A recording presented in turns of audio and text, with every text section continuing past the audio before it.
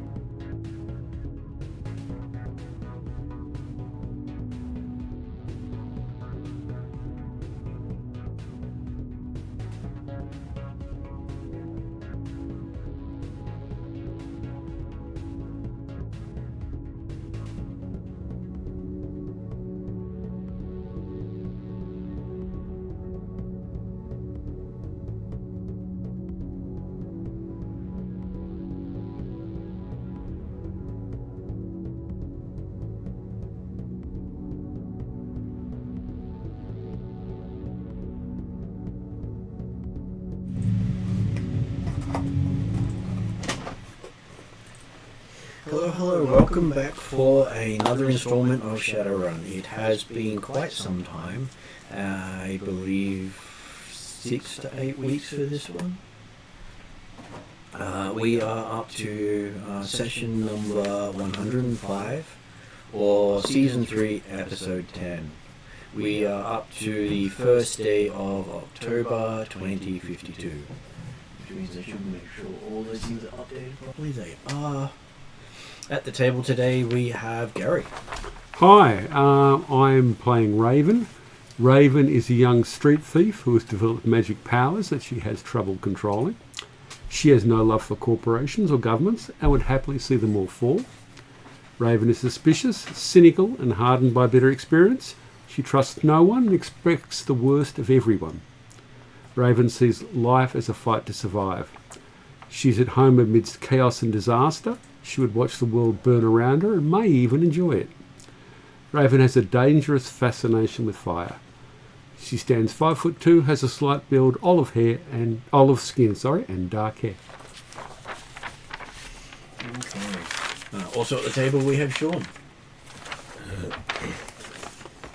Yes, I'm playing 404, the clone mech pilot mechanic. We'll be getting to use the mech shortly, just not this session. Yeah. We'll get to use it eventually.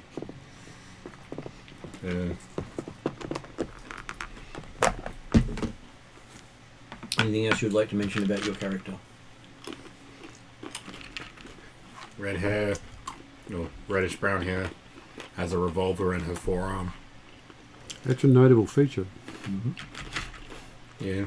Hasn't caused any problems yet, but I'm just waiting for it to misfire and blow her hand off. Which is the reason why I didn't put the rocket pistol in there. Because she has one of those. You could have put the explosive rounds in there. Could have been worse. I wouldn't say in personal experience, but having played video games, I find having explosives inside your body usually isn't a good thing. Mm-hmm. And it won't. Yeah. You just don't want to roll as despairs.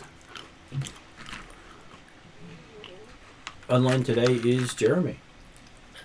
Good evening all. I'm playing Desmond Deadshot, the urban elf. Grew up in the slums of Seattle in the gutters, but has picked himself up and possibly even risen above his lofty early dreams of joining the ancient Go Gang, and now he's just out to control the world. Starting one small bit at a time, i.e. a large apartment complex that he's kind of inherited, along with some magical armour and bits and pieces that he's trying hard to avoid at the present time, except when Tatiana's so helpful. Also online today we have M.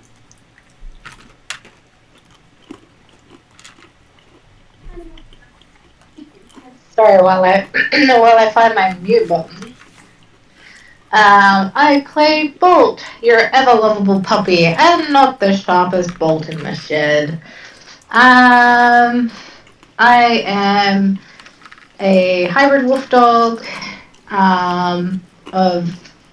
I've been getting up to like great repute, and also getting quite magical.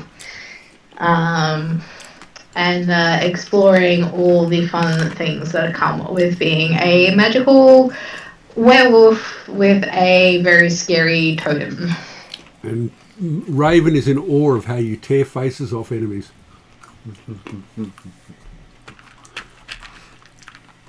Which then brings us to Josh.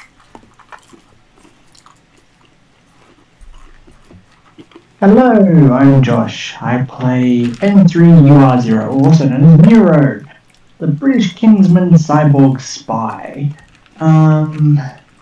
Very smart, cyber weared out, and is the intellectual hacker of the group. Trying to still scour the dark web for his troublesome path.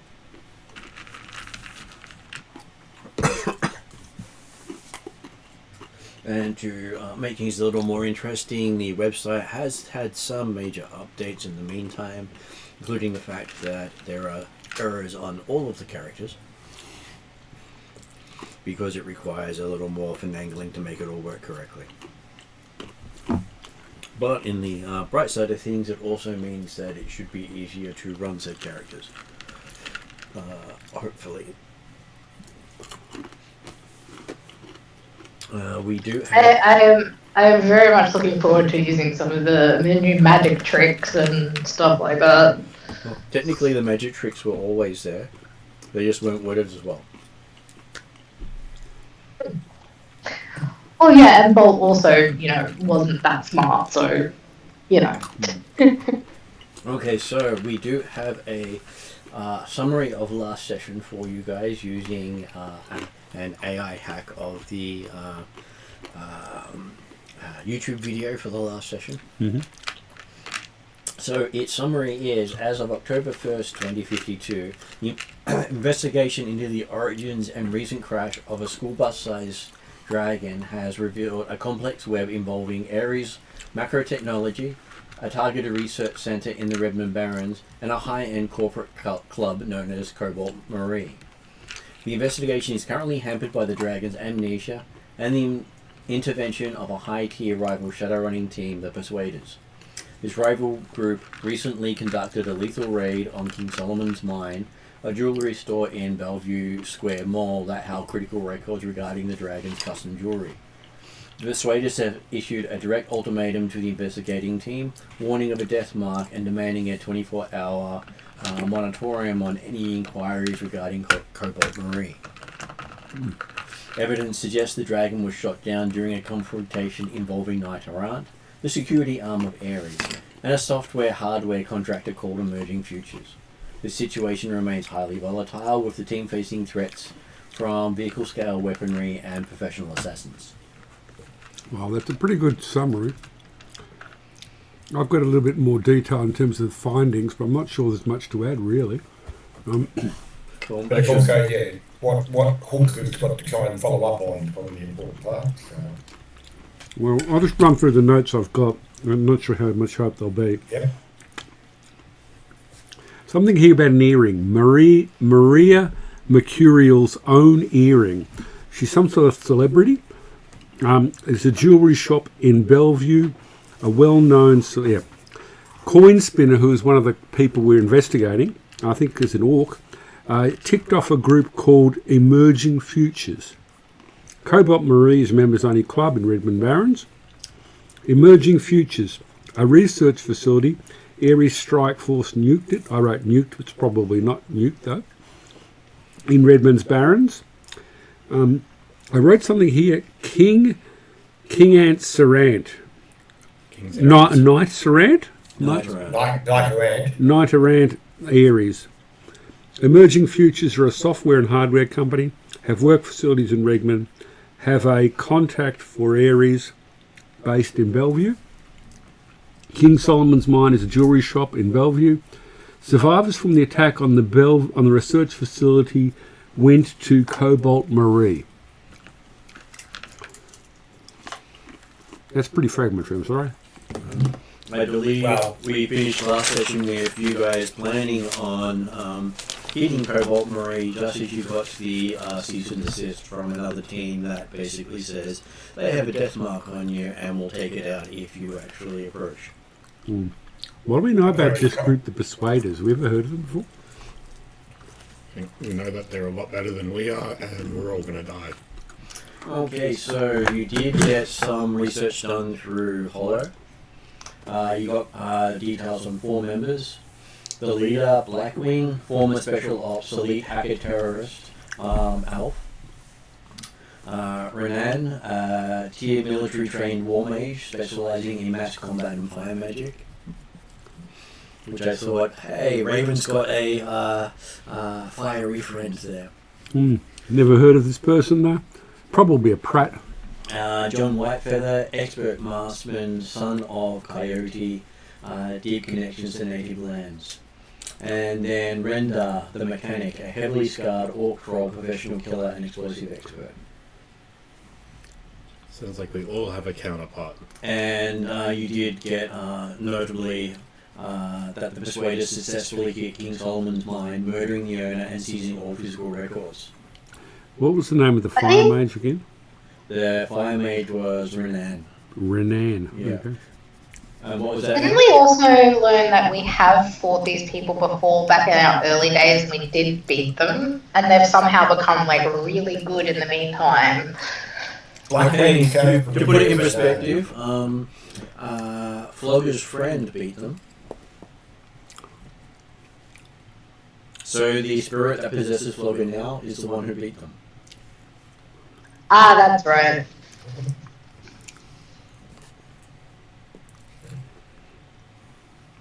Because Blackwing sounded familiar when it got mentioned, but...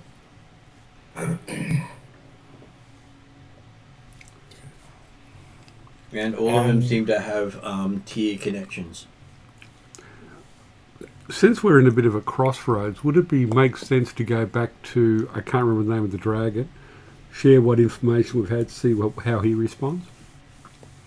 Or she, or it? Well, how much time has technically elapsed since? Because that's my last memory, talking about that reminded me of the fact that, yes, we got the job from a dragon that had ended up in hospital, having crash landed on the roof, and we'd heard about some sort of altercation between a dragon and Orks out at near the border of Bellevue and Redmond. Same day. So it's the same day, okay. So I don't see much value necessarily going back to the dragon to say, hey, yep, we've done some stuff and found bits and pieces. It's just if the next step is do we or do we not go to Cobolt Marie, and that's the one that the Persuaders have warned us off, is that right? Yeah. That is correct. Do we have any other leads to follow? Let's see. Did we actually end up going and trying to check out the rumours or the site where that apparently the dragon had been shot down by Corp forces? There was some investigation in that facility. There were still Knight Errant forces there. Heavy presence. It was 1 week ago. So reports of initial explosion and heavy gunfire. Okay. And that people who fled the facility ended up at Cobolt Marine Club. Right. Okay. That was that site. Yeah. The technology used in the confrontation hit the science fiction level of reporting. Yeah. So not the usual ballistic weaponry. Yeah. Yeah. They were playing with lasers and other gravity weapons or something. Yeah. There was also dragon fear radiating from the area, which caused a lot of panic and I would have to say confusing reports. Yeah. Because it wasn't just here's all the information you need to do the stuff. All these people were saying things happened, but they couldn't actually tell you what really happened.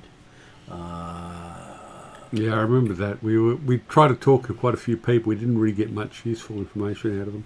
And there was suspected that the actual building involved wasn't destroyed. They blew up a building to hide the fact that the research building was elsewhere in the Barrens. Right. So we haven't identified we've identified where the research facility is, have we? You believe you have, but it's probably because of go M. I was about to say, wasn't it right next door to where this King Solomon's thingy got burnt down? King Solomon's thing didn't get burnt down. It was basically a massacre. And basically, it was inside a mall, so it was a fire in a mall that didn't really spread beyond the confines of the shop. Oh, okay, yeah, but like I remember we went outside and then we noticed that's where we got threatened, but we also noticed that a building next door had a suspicious amount of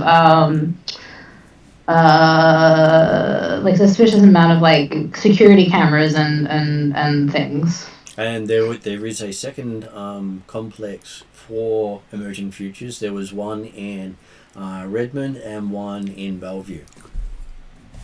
And we've only the Redmond Barrens one was investigated. Is that correct? It's the Redmond Barren one was investigated because technically there was an explosion and it was reported to be leveled. Yeah. That's where you identified the fact it hadn't been leveled. Mm-hmm. But a bunch of public housing had been in place of it. Yeah. So was Emerging Futures apparently the site of the Corp versus Dragon War? And that's now being protected by Knight Errant? It is believed that was the case. Just there is no proof. It's just belief. Yeah, no, understandable. Just trying to piece together where things fit into the rumours. King Solomon's Mine Jewelry Store has a heavy crime scene investigation police presence. Remind me again, what was it we were trying to do for the dragon? I'm trying to... He wanted to find out who it was. It suffered amnesia. It didn't know how it got to the hospital or who it was or things like that. Or why it was attacked in the first place. Well, we don't know about the why, but we know the who. And the earring was the down payment, which we recognised as being Murray and Mercury, you said, which we'd actually worked with before. So it was designed based on something Maria Mercurial wore in one of her mega hits. Okay. Yeah. So imagine Madonna and Like a Prayer. Mm. Or Vogue or something like that. And so a iconic sort of looking jewellery piece. Except sized for a dragon. Size for a dragon, okay. That's right, yes. It's more like a choker for one of us. Mm. Mm. And you also came up with the theory that the Persuaders are eliminating all witnesses to the event. Okay. Which also would encourage anyone who thought they knew what was happening to make up something completely outlandish as this is what we thought happened. Yeah. Obviously I know nothing because, hey, look, I was spouting this rubbish. Yeah.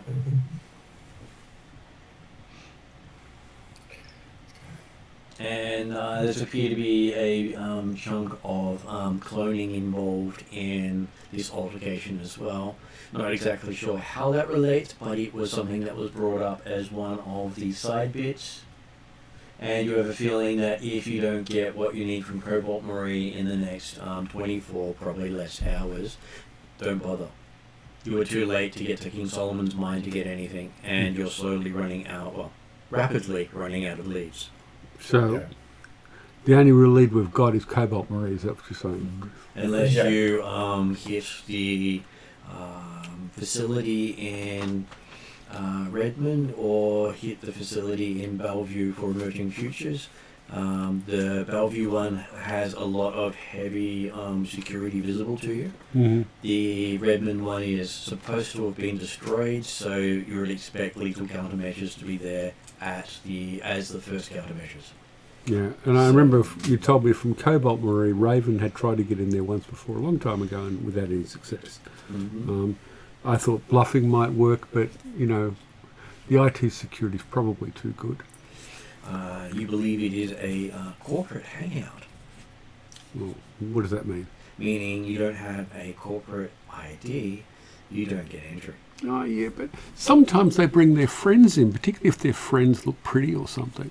Yes, they have a lot of pretty corporate friends. Right, yeah. But there are ways and means of talking your way into these things. So think of it like a mason's place, where if you bring a non-mason in, you might find yourself out. Yeah. There's always a way to talk in, but I can see how talking all of us in is not going to work. I think we were planning on something with 404 because she has, her ID is corporate worker ID. I don't think it's like CEO ID. It Well- wouldn't be a CEO. She's not a CEO. Unless, of course, you were the genetic offshoot of the CEO, but you don't know that. Won't know until you try. But But you no, she's technically a clone have, of somebody named Aurora. you technically have corporate identification. I think we're going to try and get 404 in, which is why she was in Bellevue with Womp buying expensive outfits. And the other amusing thing is, Nero and Bolt also have official corporate IDs. Mm. Though Bolt's one is not as a person, it is as a test subject. Mm. And Nero's one claims he's dead. That would be correct for you guys if you remember?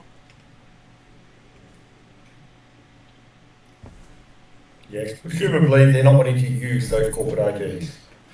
So all I'm hearing is 404 might be the only one able to get in. Yes. Yeah, basically, Nero ceased to exist after his terrible accident. That I had nothing to do with. As far as you know. Yes. That was a different clone. I'd been the actual clone 404.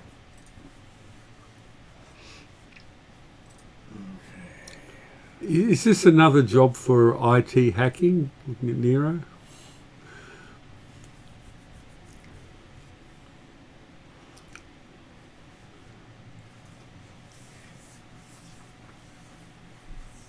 Okay, just looking at the other file that was generated, seeing if there's anything that has been missed.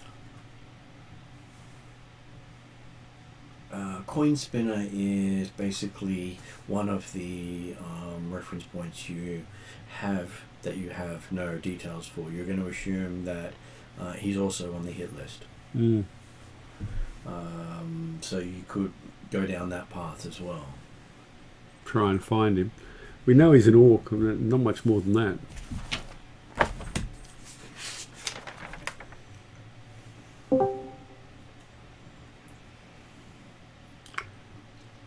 Okay. My hesitation with Cobalt Marie is, in this situation, their security is going to be alert. It's not going to be lax. So I think it's going to make it very difficult. And then when we get in, we really don't know what we're looking for. If we get in, we don't know what we're looking for.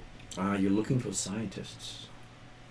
Scientists, Yeah, are we? we're looking for the people that escaped the research facility or whatever Okay. it was that got hit in the Corp versus Dragon War.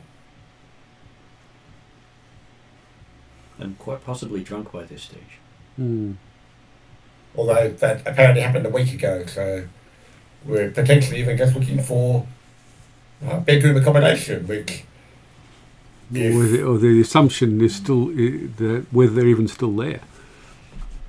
yeah, or let's say that's information as to where they might have gone from there. Because if Cobolt Marie, if we've heard that basically Can a club. can we take a different approach? I don't know. I don't know what we can do IT wise, but can we identify who the scientists who were in that facility and then try to track them rather than go through Cobolt Marie? I don't know. Is that too hard? Is that just? It is possible.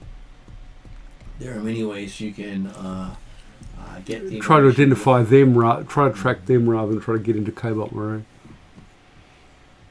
But that means that your lead hackers will have to take on a tech company. Yeah. It's not going to be easy hacked by any stretch. All right. Well, it was just a suggestion. Oh no, It's no idea. it's doable. It's just pointing out that it's a difficult doable. Because the other thing is we could just burn down Cobolt Marie. That's an appealing option to me. Okay, So so but that won't get much information. Oh yeah, but it ties up all the loose ends in flames. so you can go for Cobolt Marie. You can try to hack the tech company. You could technically infiltrate the tech company and find out getting into their systems, but that one is also on the lethal side. Or high chance of arrest if you do it in Bellevue. Mm. Well, Declan's thinking it's just time to dress up a bit and let's go and try and check out Cobolt Marie. Do you think you can get in? Money talk. And the question is more how much money.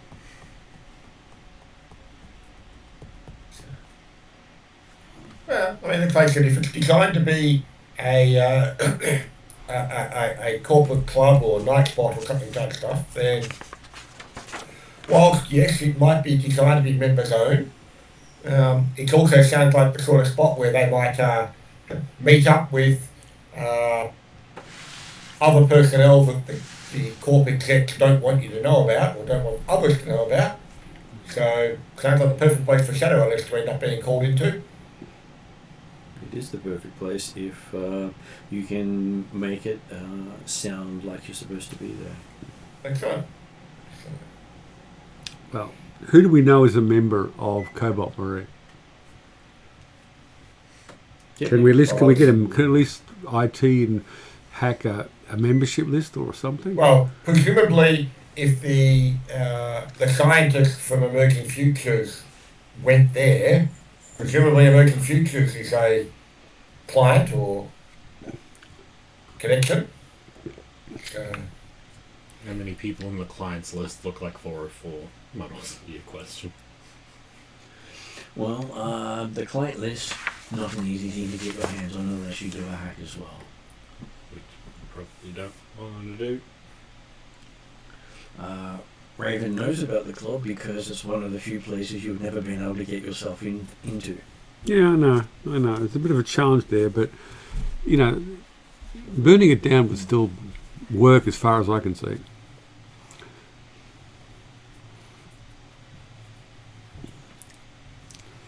Although burning it down from the outside is hard. It's easier to burn down a building from the inside.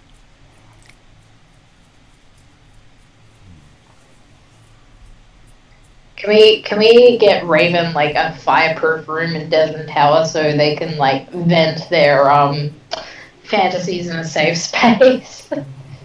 I'm sure there's some worthy home in Bellevue that just wants to go up in flames. Well, this is school you know about. Yeah, there is a school, yeah. But I made a friend there, or sort of. Sort of. Potential future contact, I suppose, is as far as it goes. Aren't you also technically enrolled in that school? Yeah, she is technically enrolled in that school. The potential future contact is, but she's in her last year, I think. I meant Raven. No, Raven's not. Oh, well, we pretended to be, didn't we? Yeah, I think we did every step Yep. except for actually enrolling you. Except for paying for it. Yeah, that part. Okay, yes. Declan was going there as a see if it was appropriate for his wayward daughter as a potential place for him to her to be educated.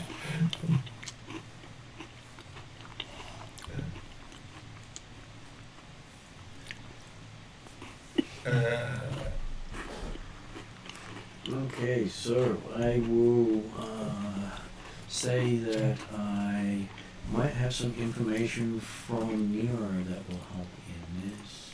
He's going to check his sheet. So let's go. People should get dressed up a bit and we can try Cobolt Ori. If we get something in the meantime, absolutely. Okay, so I am going to have Nero do a matrix check. We do end up sending just 404, and it won't be the first time that you've sent her in by herself. Actually, no, last time she went in with a dog. Alright, matrix check. Support puppy. Here. Yeah.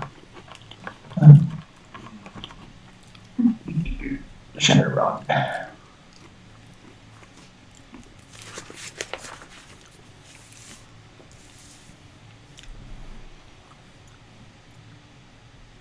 Right. Matrix.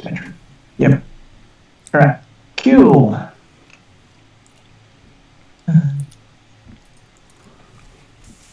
It will be a, well, did you want to, oh that's right, we haven't actually rolled dice to see how well you're doing today. Oh yeah, Relating what our to stories points. points are. Apparently it is 3 and 3. even. So you have 3 points to play with. Mm.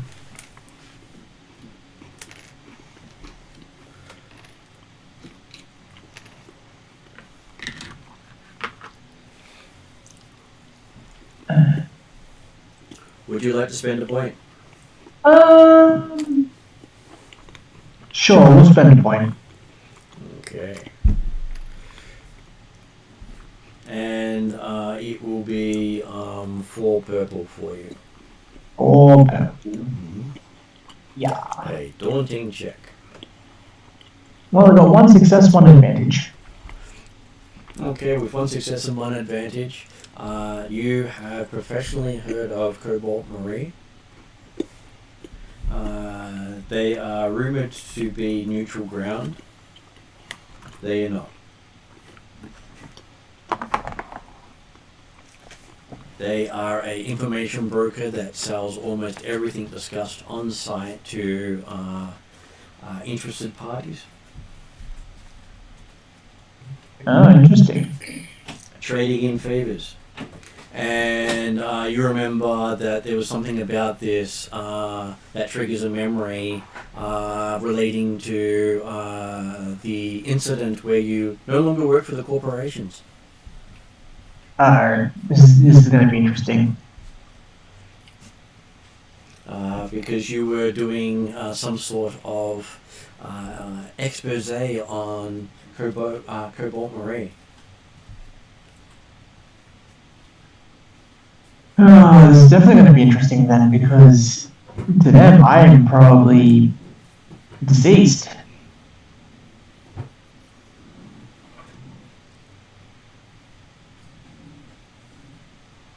If we go in there with the implication that Mr. Johnson wants to meet us there, then, well,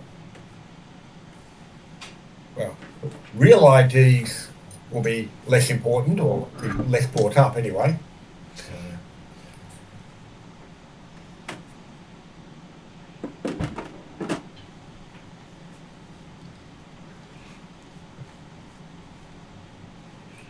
And hey, with fake IDs, you could get Raven in, because that's the one thing Raven never had, was an actual ID that wasn't something that she had made herself. Wasn't a No, scrappy not piece of made. paper with Not made, I a just hand-drawn photo on it. No, it wasn't made. It was just I don't don't have access to the best forges, do I? Hey, cutting pictures out of magazines and sticking them on bits of plastic, I'm sure she is does. as close as she got. No, I definitely didn't do that. I might not have had very good, but it was good and, Hey, plausible. That might have been when you were 12. 12, yeah. You have been in the bad part of Seattle for quite some time. Yep. I've been able to get through without having too much in this ID rubbish. That's why my idea of Raven having an ID is literally she's turned rubbish into some sort of ID to make people think it's correct. Yeah. And just talks away past it. Yeah. Talk your way through problems. But this one, I don't know there's a talk my way through it one. Unless I'm sort of pretending to be, the girlfriend or squeeze of someone. It's probably about the most plausible reason I could be in there. And you do But know now that you have got at least some ID, have you not? I don't know. and I've that never all worked it. takes a formal corporate payment. So those of you with corporate script from previous runs Nero believes will be able to pay the door fee, whereas non-corporate script doesn't seem to get you in. And hey, considering the fact that you don't want to use corporate script on most other things, it's a good opportunity to get rid of it. Well, if I'm going in, I think I need to go clothes shopping, much as I don't want to do it. Although I could always just pick up the clothes for free. There are many places you can do that. Yeah, but it's got to be something that's going to be fancy enough to get into one of these places. I'm sure Talia's not coming in her room. Oh yeah, who's Talia? The previous face who was into so many schemes around Seattle that her face was used more than she was. One of the most notorious ones was the body harvesting shop fronts. Okay. Could I be Talia? She did. No, not trying to be Talia. It's just the fact that there's you can likely grab some clothes out of her room, which would be more appropriate attire to visit a corp club. All right. We'll go visit Talia's room, see if she's got anything that fits. She's got lots of clothes that will resize to fit you. They'll resize. Yes. Looking at some of the price tags that are still on them, they're more than you've earned so far in total. Why would you pay this for... God. All right. And technically there's this return date on them that's been long gone. Okay, now she's getting some respect from me. All right. I think she might have just not been able to return them. Yeah, well... Well, she forgets to do these things as well, so bit of column A, bit of column B.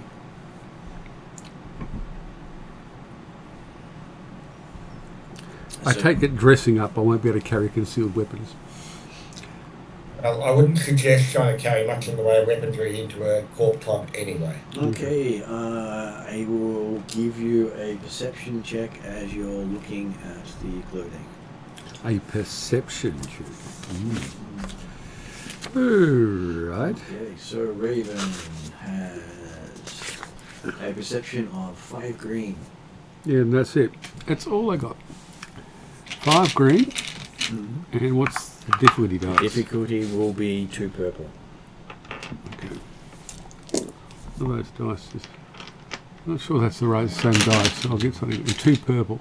Well, more green than purple should be.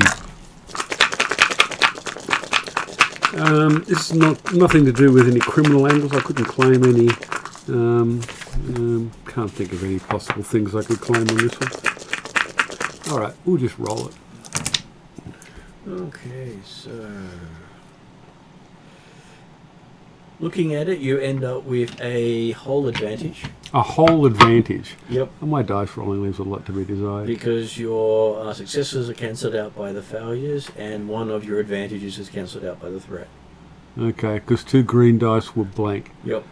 I got an advantage and that's it. So it's a fail. I didn't get anything. That is correct. So yes, you have no idea if it can take any sort of weaponry on it whatsoever. Oh, that's what the question was. Well, Okay. Because you were wondering. What if I was going to suggest was a handbag. She got handbags? Sure. A handbag.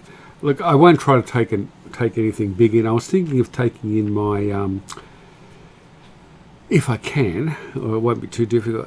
Trying to find it. The palm stunner, which is like a taser. It's a tiny little weapon, yes. Yeah, tiny little weapon, and plausible that a woman would have one of those for protection. Yes. Yep. And the amusing thing is, as you're getting on the putting the clothing on, you miss the all the little hidden compartments. Because I roll crap. Because they decide to hide things, including themselves. Well, putting it on, I made it a average check to find. Yep. I know. And I rolled 5 green versus 2 purple and failed. The odds were good that he would find them. I know. Yeah. Well, Declan was going to encourage you to find any of the hidden compartments because that would just encourage your kleptomania. I'm not a kleptomaniac, despite what you say. Declan hasn't seen anything to disabuse him of the notion yet. Desmond has a very limited mind, I think. I think it's less kleptomania, more pyromania. Yeah, no. Pyromania is a different thing. The fact that apparently she's not going to give everyone on the job. When you're on the job, you don't steal things without purpose. So.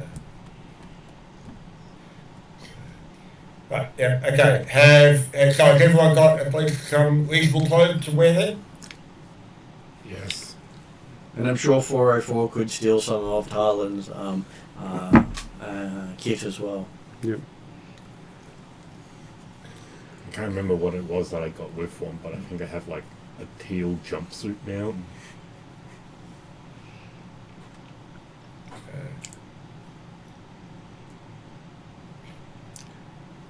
Okay.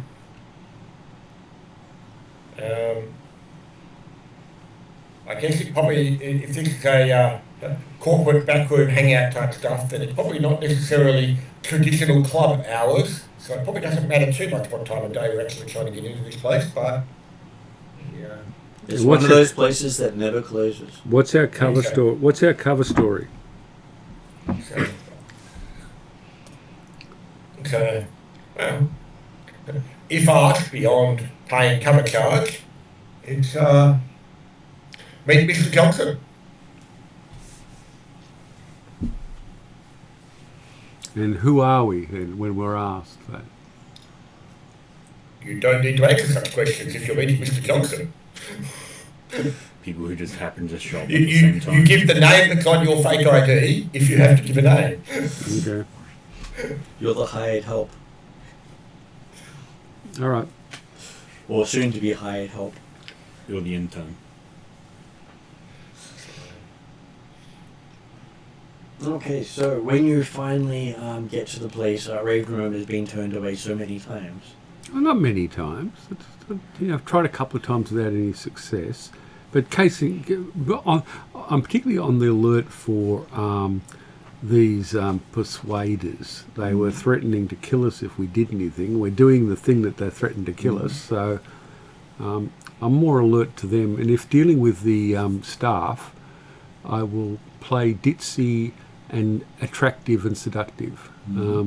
Are you too stupid to be obviously any threat to anyone, and distract them in other ways?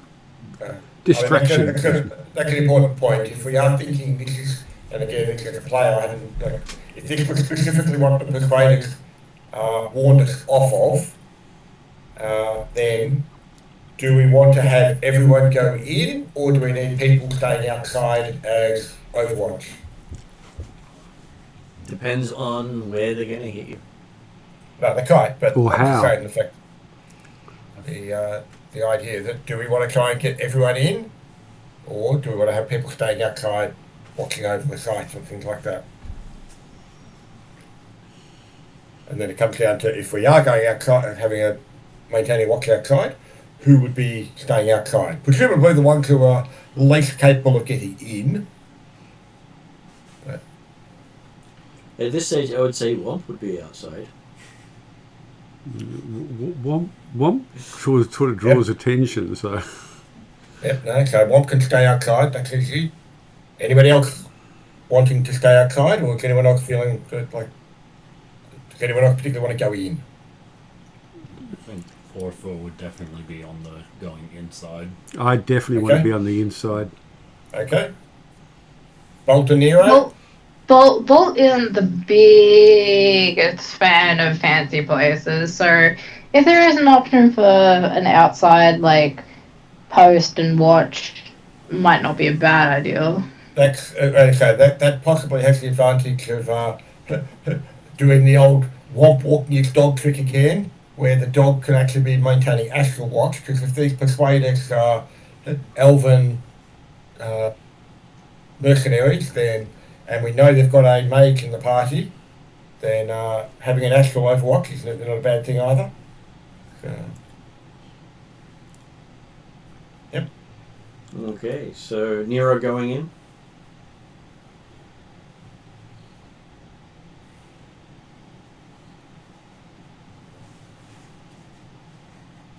That's not a yes and not a no. I think he's trying to find the mute button. He's found it. I'm assuming he's probably Nero's probably appropriate to go in on the sense that he's designed to be the suave kingsman who should be able to talk his way past most things. So I'm sure the mute button hasn't moved yet, but it may be Trixie.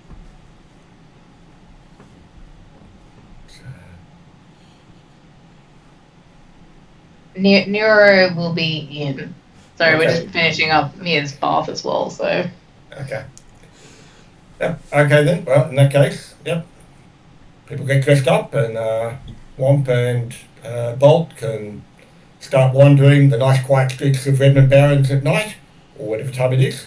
So I'm sure that's perfectly okay. Okay, so yes, you've now got your outside guard dog. Yep. We'll do a loop of the place just to make sure there's no obvious that we don't spot anything watching it from the outside first of all. But I'm also, if we're going to do an external case of it, I also want to know external exits. If we're trying to get out quickly, how do we get out? There's only one known entry and exit. Any other ones are potentially... We can't see anything, really. It's the whole hidden behind obscurity. All right. So is it its own building? No. No, it's not. It's part of a large complex of buildings. Okay. And it's technically a back alley of a complex of buildings. Yeah, okay. Those sort of things tend to have connections to other buildings, but that doesn't. You can't find them from the outside. And potentially even the underground. Mm. But it's also one of the few alleys you've ever been in Redmond that has no refuse, has no...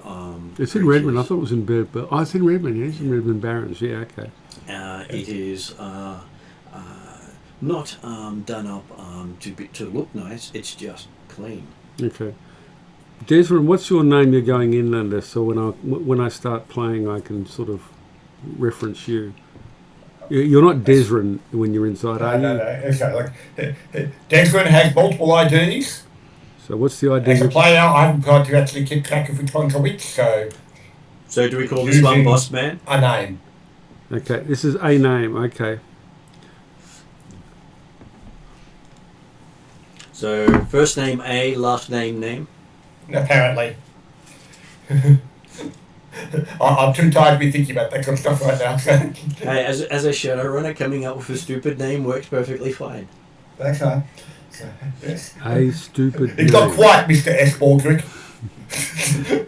AS name. Okay.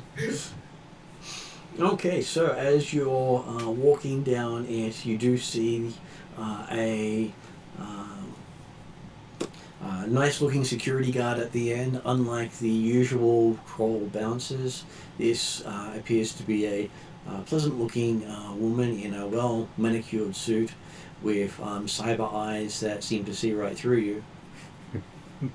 Nero picks up that, yep, you've all been scanned. Okay. Whose arm can I be hanging off? Nero or AS name? If it's easier for Raven, just go with boss. Okay, with Boss. I'm hanging off Boss's arm, looking around. Okay, so as you're close to her, she has a tall, exquisitely beautiful woman dressed in close-fitting cobalt blue suit with flame red hair falling in gentle curls down to her shoulders, with glowing cyber eyes. Basically, no, you don't see anything but glows going from where her eyes Well, I are. love your eyes, do you? Evening, man. Miss Marie, I presume? Yes, this is Cobolt Marie. Do you have your corporate script ready? Desmond will hand over some corporate script with the intent to say, yes, we are here to meet up with a certain Mr. Gay. Yes. Yes, I was wondering when some script from you might show up, she says.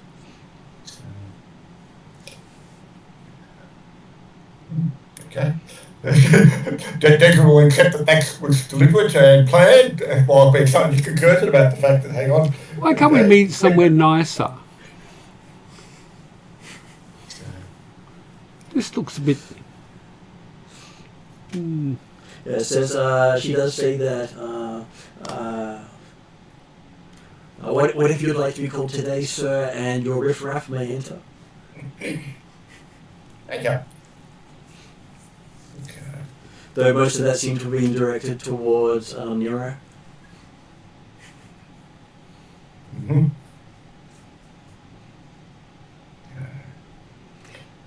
Well, we shall continue in either way. Okay. Once you enter the place, you are introduced to someone who calls themselves Cobolt Marie. Says, welcome to my establishment. How may I help you?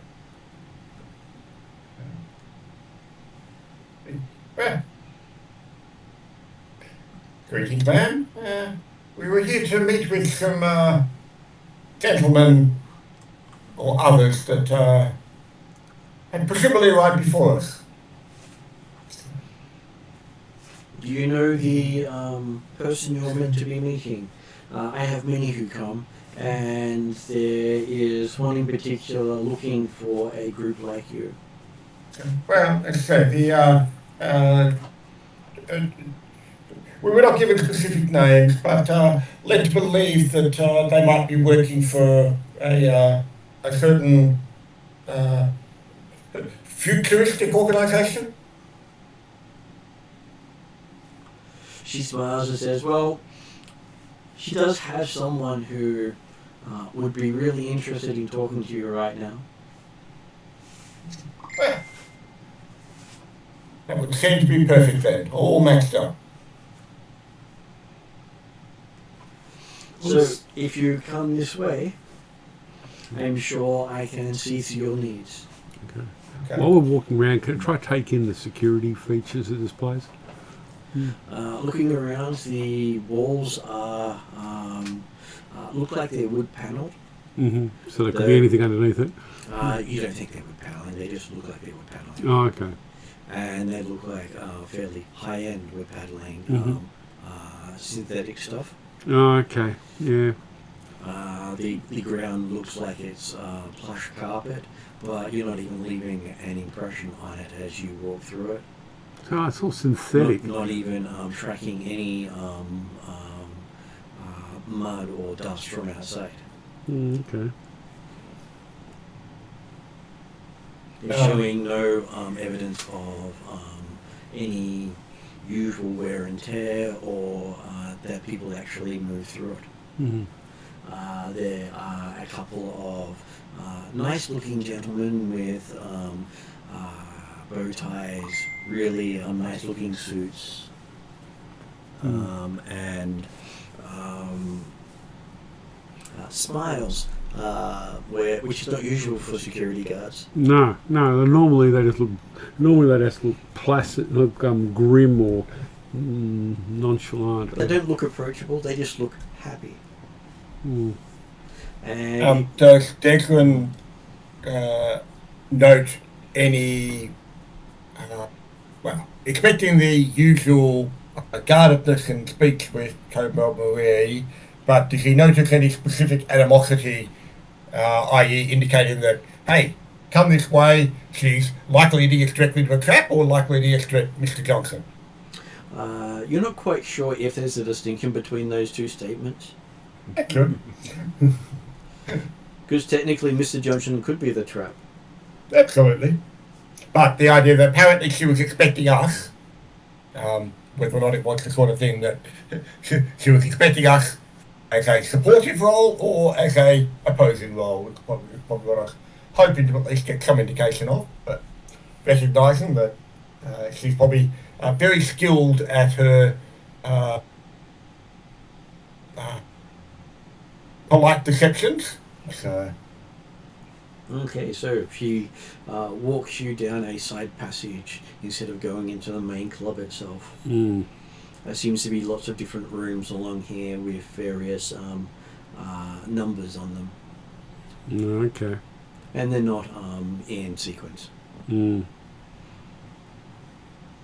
And as you walk past, some of the numbers actually change. I don't know what that is.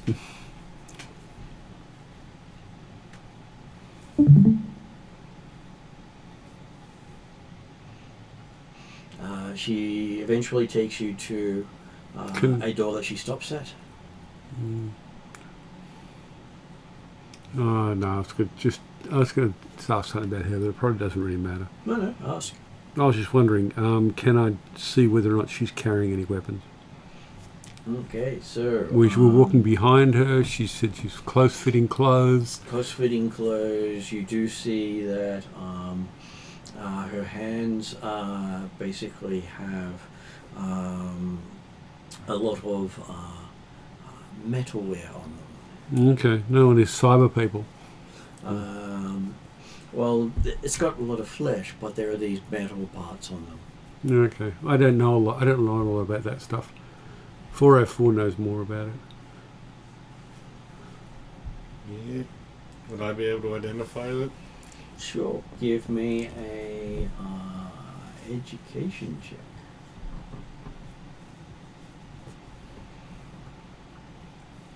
We sure 404 will be good at that. 4 greens.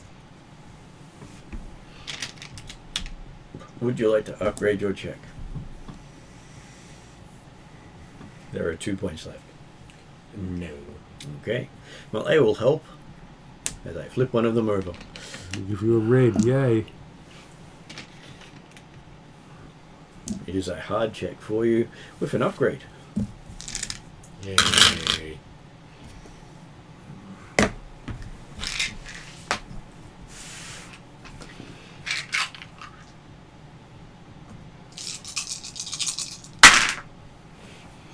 That looked good. Oh no. Well, it's not a despair. Yeah, a lot of the green dice come up blank again. They do like to come up blank. Okay, so having a look at that, I would say that you came up with a complete 0 result. No symbols whatsoever, so a failure. Yay. Pretty jury. They're rings. Okay. She's got metal stuff.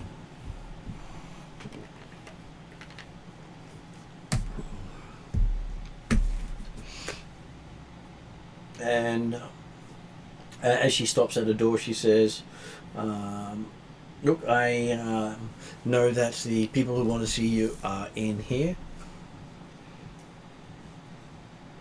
I am sure that if your encounter goes well, we will meet again.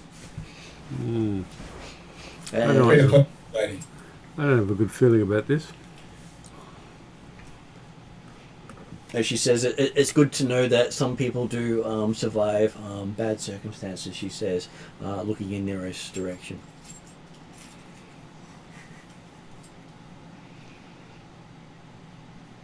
Oh, so she recognised Nero. Okay. Josh will be back in about 10 minutes, probably. Okay. It's okay, I'm sure Nero's trying very hard not to twitch or react. Yeah, she's trying very hard to blend in.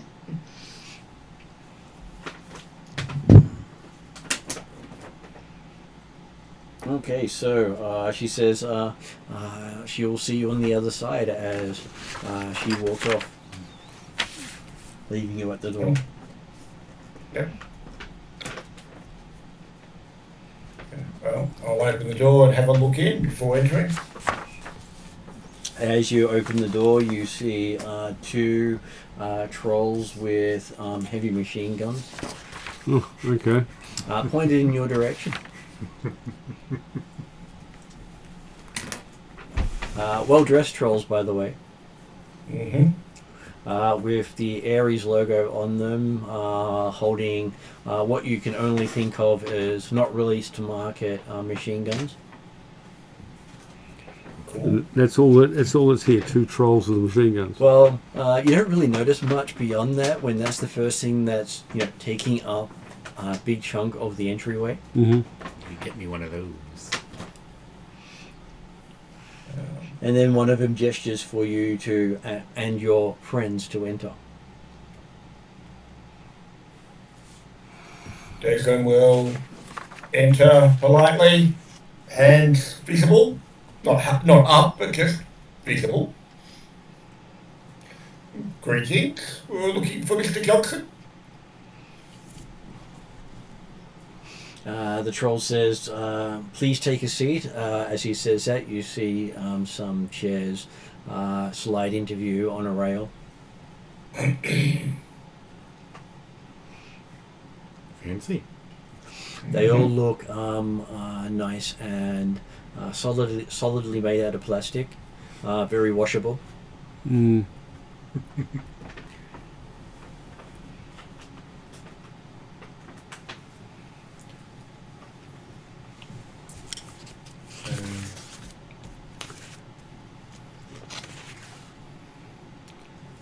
Is it possible to...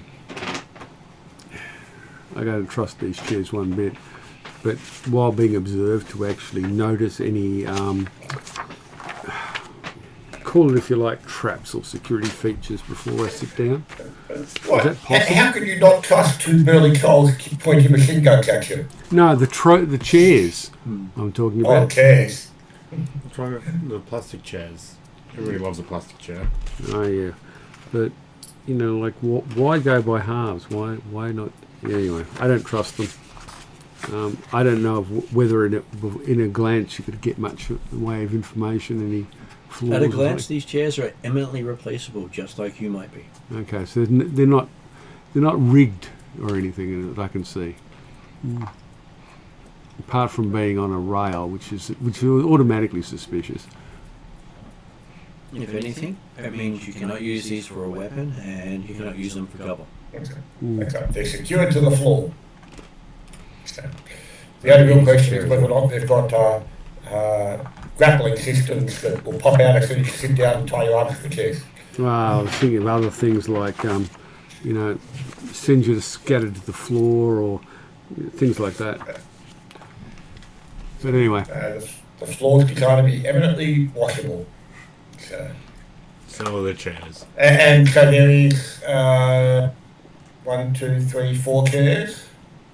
There are 6, even though there's only 4 of you. Okay. Is one of them oversized? I'm assuming the 2 are not troll sized. No, they weren't troll sized. Yeah. So, is there another door to this room? There should be, but you can't tell with the way the room's lit.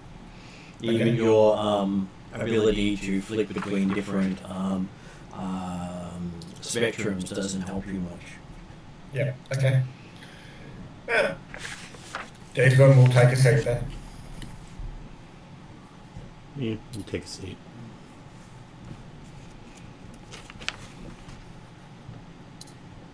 Okay, so once you're all seated, you see the 2 trolls take up position either side of the door you came through facing you. They don't point the guns at you at the moment, but they have them ready. Mm-hmm. And How- the size of guns they have are the sort of things you'd expect to see on a military vehicle. Yeah, like a 50 caliber machine gun or something. Yeah, okay. The sort of thing that even if you were wearing decent armor, it wouldn't help you. Hmm. How big is the room? The room is about, I'd say, about 10 by 20 meters. Okay, so there's a fair bit of space.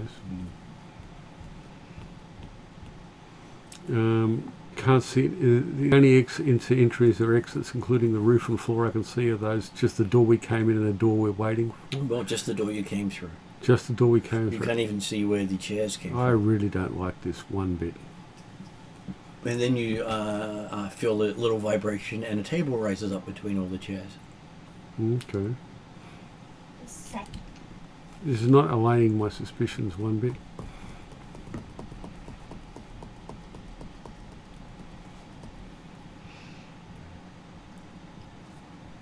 Sorry, yes, so table goes up, table goes up, and You see a door start to form in one of the walls, Mm-hmm. and two extremely well-dressed corporate people step through. They're so well-dressed that their clothing just seems to be almost like painted on. Yeah, I'm beginning to hate these corporate types. They're all like this. They're all like this. Yeah.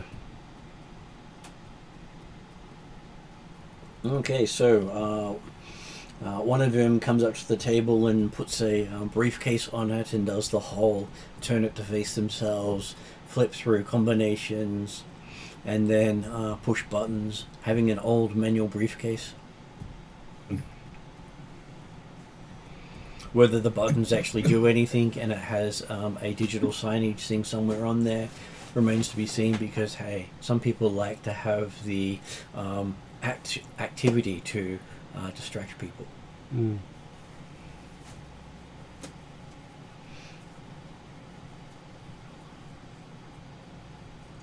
And as he pops it open, he tosses out a folder in front of each of you.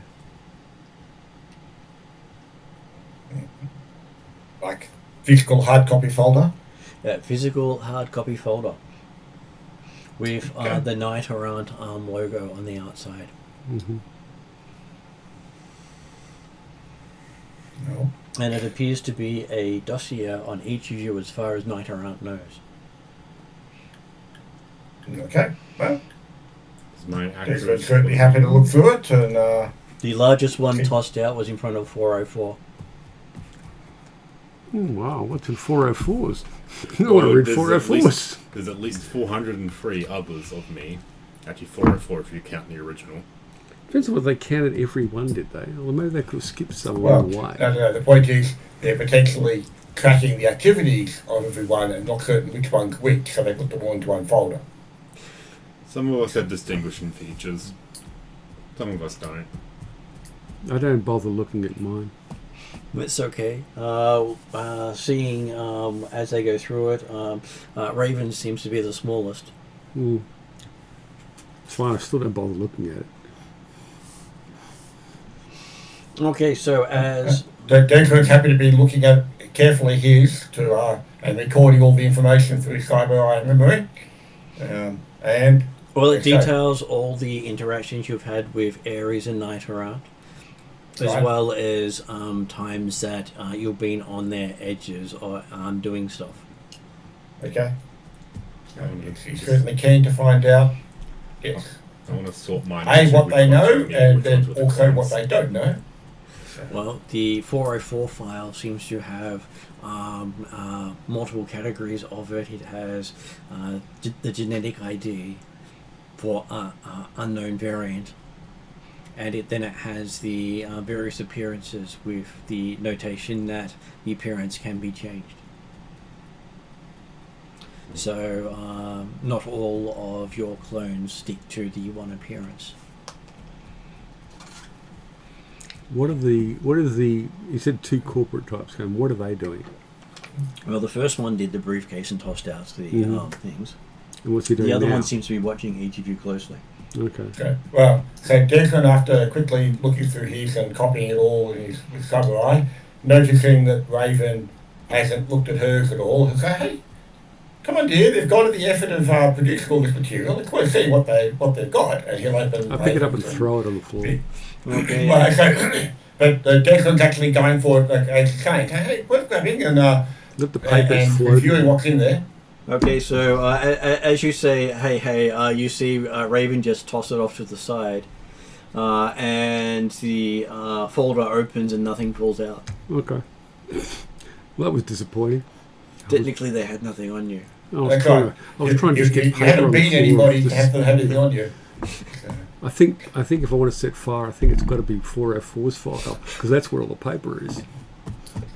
I'm just handing mine to Des and was like, copy this one down. I'll use that as blackmail against her.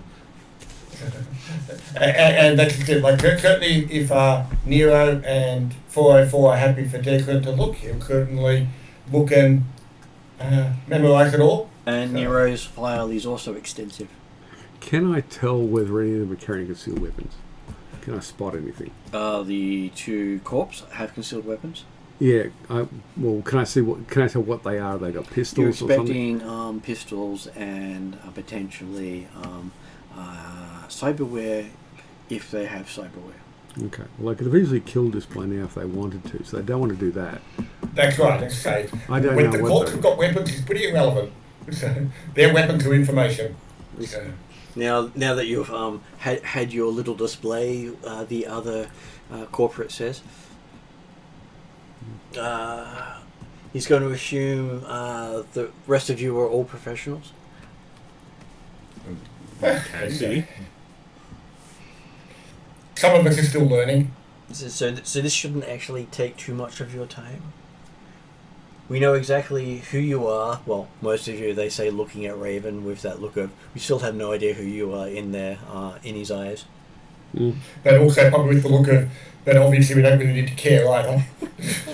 Fine. Clearly just a random street I've rat. survived by being not noticed. Raven's at the table. Raven is a problem. They don't know who Raven is. Yeah. So Wildcard is most dangerous person placed in full view of people with heavy machine guns. Well, okay. They would probably have pegged you as a mage at the minimum. Someone able to cast magic. How would they peg that? Astrally perceiving you. Okay. I'm yet to do this successfully on anybody. It's because you're still the learner, not the person who gets paid and has been formally trained. That's right.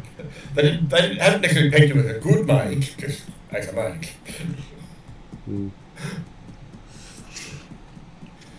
But yes. So it's How can first, we help you? first we want you to go to your superiors and tell them that their leak at Marie has been plugged.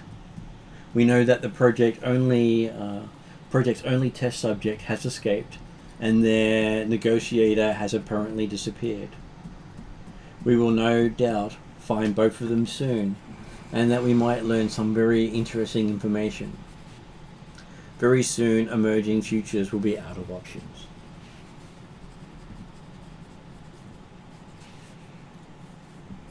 And both of the corporate guys start to turn as the briefcase was left on the table. As they're starting to walk away, one of them says, "We also want you to consider finding other means of employ. In the near future, working for emerging futures may not be very healthy." With that, they both head out before you can object or say something that might get you into further trouble. Well, if they've left the briefcase and the dossiers on the table, then Declan will collect the dossiers up and put them back in the briefcase and take the briefcase. Which gives you this thing of, why did they think you're working for emerging futures? We're working for emerging futures. Yeah, that's And then there's the second thing that is a point the GM will point out is they said only one test subject escaped. yeah. That's I know, I'm just trying to think who The dragon. is that. Well, Is that the Finland test is subject? test subject. We don't necessarily know who the negotiator is. And, well, and I mean, it was certainly part of Declan's unsubtle statement about Actually, Mr. Johnson working for futuristic organisations.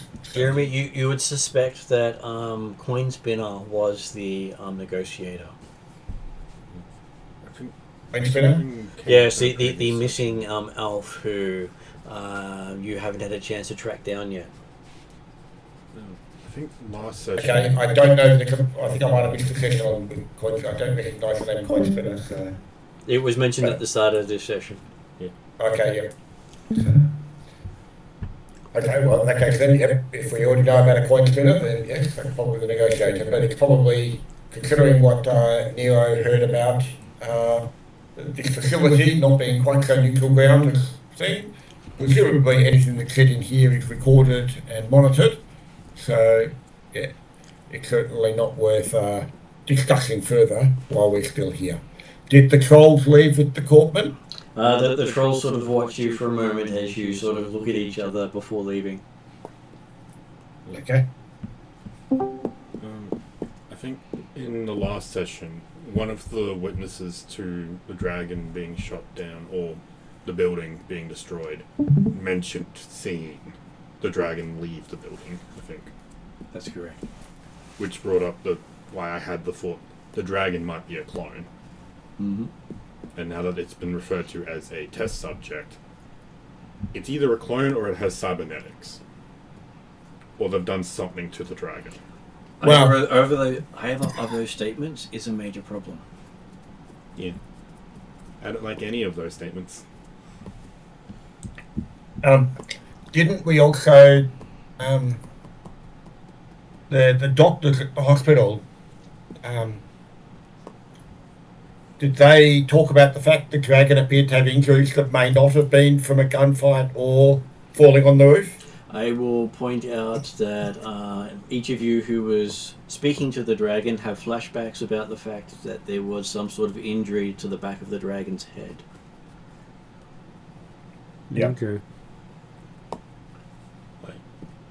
Like something was pulled out or something went through You its head. never got any actual look at it or investigate or stuff, but there's now a potential that whatever happened to the dragon may have something to do with why it has amnesia and why it had a wound in the back of the head. Well, the wound was probably covered in a hospital dressing and such as well. I'm guessing. I'm going to say the dragon was probably hooked up to something. And the reason why it has no memories beforehand is because it's an artificial dragon. Either way, this is not. We won't be discussing this in this facility right now. Yeah. so- Let's get out of Definitely this not place. saying that in a room with cameras. Okay, so not long after you say that, you see the door open and Cobolt Marie pop her head in going, "Oh, you survived. That's nice to see." Yeah, Okay, it's always pleasant to speak with Mr. J. Oh, she would refer to that one as Mr. J. That was Mr. Shoot, don't talk. Well, You must have I can impressed. still be Mr. J in certain circumstances. They're cleanup crew, not employers, she says. Okay. Well, you've known them before? They normally clean up issues for both Ares and Night Around. They consider themselves lawyers. and it looked like it. Okay. And they fit that shark lawyer movie trope, except they're the ones who actually do the killing. Yeah, okay. It's just that they operate in a different courtroom.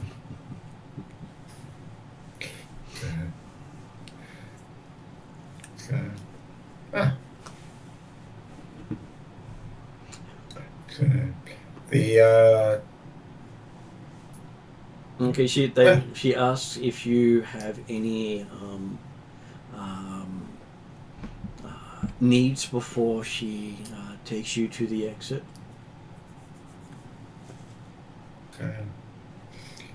well, it would have seemed our business here is done. Refreshment? What sort of refreshment would you like? Are you old enough? Well, I've managed to be served in places before, so I can pass as old enough. Yeah, she doesn't really do passing. All right. Well, it sounds So like we orange can't juice for you or apple juice? If all we're going to get is juice, maybe let's go.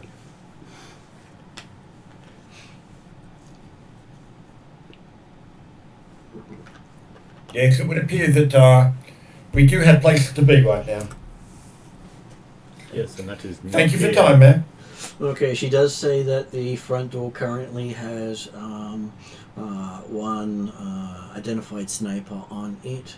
So would you prefer that, or would you prefer to go out the rear door? Well, if there's a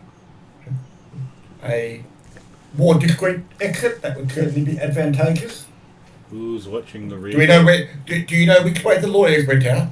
The lawyers have a private room. Right.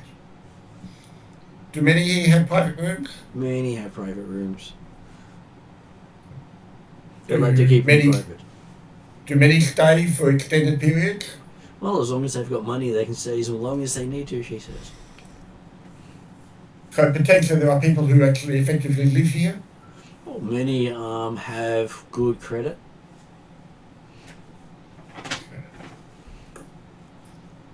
Wouldn't want to run out of credit while here, though. Might cost them an arm or a leg. Mm-hmm. I don't suppose you had an influx of clientele about a week or so ago, did you? Well, that depends. How much of that corporate script have you got left over from some of those jobs you did earlier? Yeah. Declan's certainly going to try and lay on the charm and talk to her about the options and grease the palms a bit. Okay, so Desrin is going for a nice charm. Yeah. We'll go with the...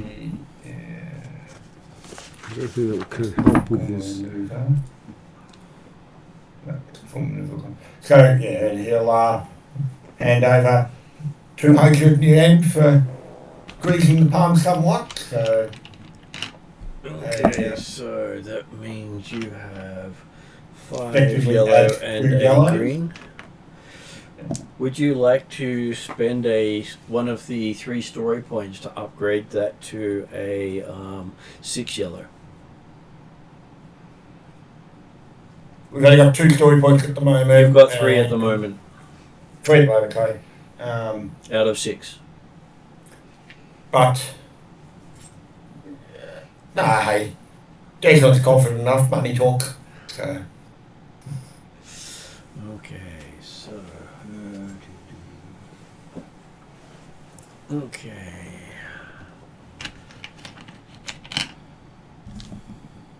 I was just seeing if I'd come up with a way to boost.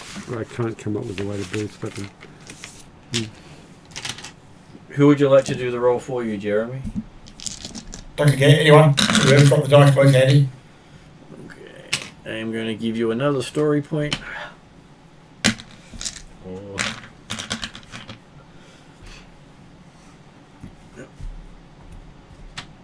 So, Gary or Sean? Whoever wants to jump in. Gary it is. I have been rolling well recently. Oops. There's a lot of dice I there. have a lot of confidence. No, in Gary. no despair. So, There we are. That's Good start. I count that as a success.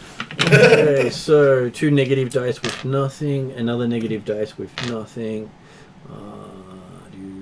Those 2 cancel out. Those 2 cancel out. Those 2 cancel out.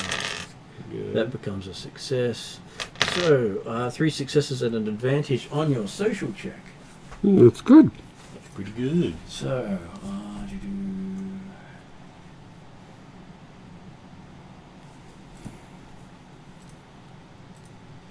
as I look at your... I'm assuming you're not trying to seduce her with your charm. Only if I figure that's the best way to get the most information. But next day, or just being a polite customer and potentially turn him into a useful contact or informant in the future. Obviously, she's already in the business of selling secrets, or at least your bosses are. You can spend your advantage to activate the like-minded advantage, which gives you the can affect unexpected subjects beyond the intended target. Convince 404 to also help. And basically the net successes become extra scenes in which you would technically be helpful for. Okay. So how many successes did we have then? There are 3 successes and an advantage. So that means you could technically have her assistance for 3 scenes. Okay, certainly, it's, the idea, the main purpose was to try and get more information about whether or not the Emerging Futures staff got here, and was particularly if I was still here. But yeah, hey, if she's liking Declan enough, then more than happy to catch up with you again soon. Okay, so you do find out that yes, the scientists did make their way over here, and Emerging Futures is technically footing the bill for their stay. So they're still here. As most of them need medical attention. As very few of them escaped without 3rd-degree burns. Can we talk with it? Yeah, certainly. Getting that kind of information, Declan will certainly try and steer the opportunity towards with their accepting visitors. And basically, she does say... Assuring her that, yes, the Ares lawyers were certainly not on our side. And she does say that the Persuaders have been trying to get access to them for some time. So she does not let anyone in to see them that they haven't requested.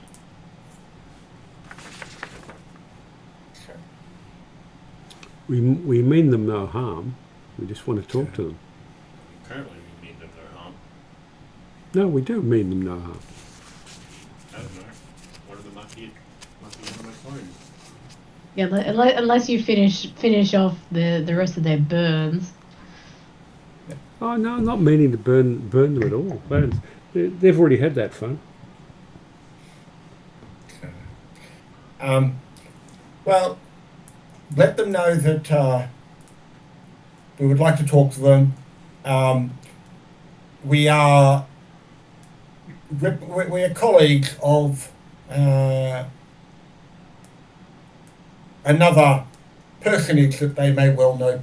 They may know well, who may also was apparently also got away from the incident a week ago. Did we get the dragon's name? That was part of what he didn't know. Okay. Yeah, and yes, it's, but yeah, so deliberately trying, not saying it's a dragon that we're working with, but implying that yes, there was certainly another escapee that we've been in contact with, that we were, and yes, certainly no friends of the of Blackwing and his persuaders, based on previous encounters. And she believes that they are currently set up out the front waiting for you. Mm. Okay. Is there another way we can get out? Yes, you've already said there was a back door or a like to leave that way, please. The yeah, but okay, if it may be worth just having that drink if you've got a moment to talk to the those clients from Emerging Futures that are here to see if they may be willing to talk with those who have had contact with others coming out of the building. Do you have names you wish to drop for who you've had contact with, which may loosen their tongue, as she says? We've spoken with the coin spinner. That's a lie, but she doesn't know that. Big green man. Well, she's more than happy to take that information and see what she can get for you. Like a Declan, I just had to come up with an oblique way of referring to a dragon in the situation because someone else who escaped. The present Just refer to Lothri's human form is not well known, is it? No. No, okay. Not yet, anyway. No, that's right. That's, the fact that a dragon can take on a human form would be quite scary for people. yes. My brain's not working at the moment, but yes, Declan would be wanting to try and give some hint that the escapee was certainly not human. So, but I'm not thinking right now, so all good. You could just say that we've been hired by one of their test subjects. You could probably say it's too much. I wouldn't necessarily go test subject either, but but yeah. Anyway, we'll see what comes out of it. Okay. The really big one. Been hired by your biggest mistake.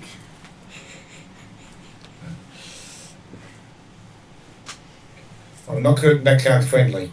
I don't know if we're friendly with them. Well, but we want to sound friendly with them if they're going to want us to let us in to talk to them. Ares seems to think we're friendly with them. Yes. But Ares That is doesn't mean always that they correct. think we are. Yeah. They make good guns. They do. They make the best guns, as far as everyone says, because they tell everyone that they make the best guns. Just They like shoot anybody who says that. I don't give a stuff about them. It's these persuaders I'm concerned about. it's much like the burgers are better at Hungry Jack's slogan. You say it often enough, people believe it. Well, it's like a trademark. It's like the whole McDonald's beef patty. The beef patty is a trademark, not a actual item. Mm. Which is funny that the ingredient is a trademark. Yeah. 100% all beef. Trademark. Not necessarily a statement of content. Beef is trademark, not the 100%. Well, no, the 100% beef, that entire thing is a trademark. Oh. So, in some cases, that has been purely vegetable matter. I've been lied to. Well, they got in trouble for that one. They haven't lied because they own the phrase 100% beef. So, if you misinterpret what they said, well, that's not on their problem. Just because they got in trouble didn't mean they changed. Okay, so yes. You dropped the name Coin Spinner. There was discussion about dropping their test subject, but not sure if that was actually dropped. The big Well, okay, Dexter would have made some oblique hints to, yes, a large member of their research facility. Who escaped? Okay, so while you're doing that, I'll say Nero's having flashbacks to his time in corporate life. That's a nightmare, Nero. I really feel for you on that one. Especially considering his last major job was an investigation into this establishment. Oh. Like Cobolt Marie. Yep. And apparently, the half-drafted report was in your file. Well, you can update your report now. How does Nero take the fact that his entire corporate identity is down on paper? Probably a bit freaked out. It's okay. It's all safe in the briefcase now. You're fine. Probably a bit PTSD driven, all this kind of stuff, because of his life before everything happened. And that there were hints that you had been investigating Cobolt Marie, but Cobolt Marie in relation to a As Technology deal. Yeah, probably sparked my interest a little bit, because he's probably right up the alley of probably who initiated everything.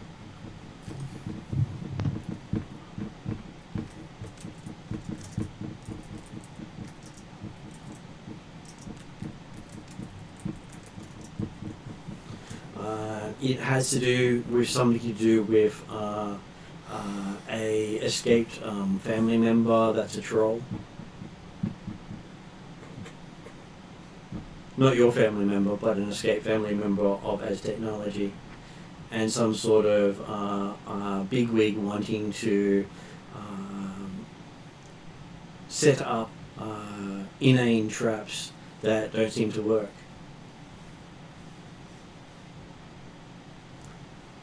So think very Scooby-Doo like scenarios. Mm-hmm.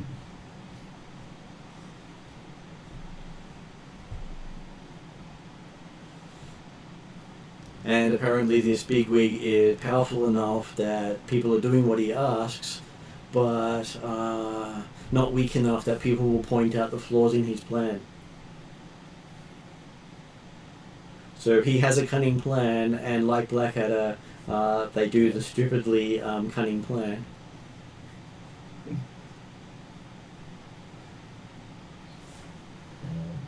Hey, happy for the opposition to be stupid or have to follow stupid plans. Always better. Unless, of course, you're the junior that has to follow the stupid plans. And you have a feeling that you might have been the patsy for one of the failed plans.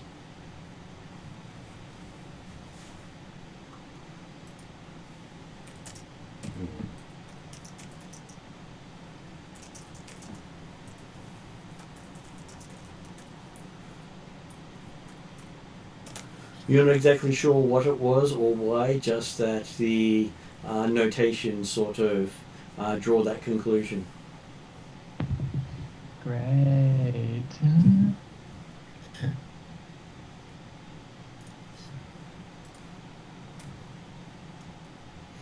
Okay, outside. Bolt, you're doing some scouting. Very helpful, I'm sure. It is if we've got a sniper on the roof there watching for us.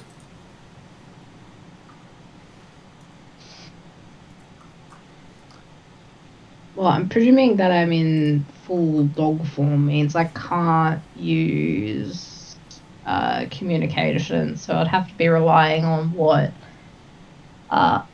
Womp is telling me. Yeah. Okay, so I will give you a perception check. Perception. In the bag? Do we have effective comms with the outside while in the Cobolt Marine? You do not have comms that go out. Your comms do not go out. Yeah, I figured that was likely. Yep. Perception. I am very, very, very good at that. Let's look.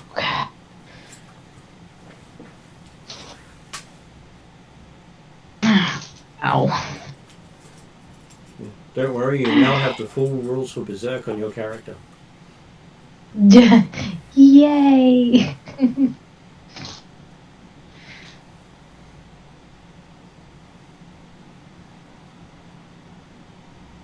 So 1, 2,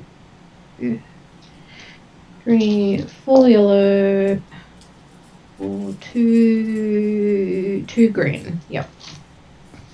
So you have 2 green for your.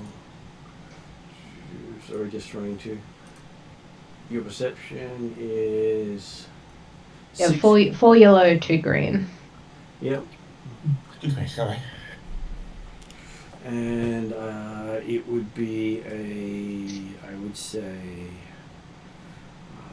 5 red. 5 red! Ouch! Apparently they're good at not being seen. Apparently. Oop, that just fell on the floor. But I'm sure Bolt's nose can sniff them out. Oh yeah, I'm sure it'll be fine. What's the worst that can happen? Where did that dice go that just fell on the floor? Oh, don't tell me it went like all the way onto my computer. Alright, I'll get that in a minute.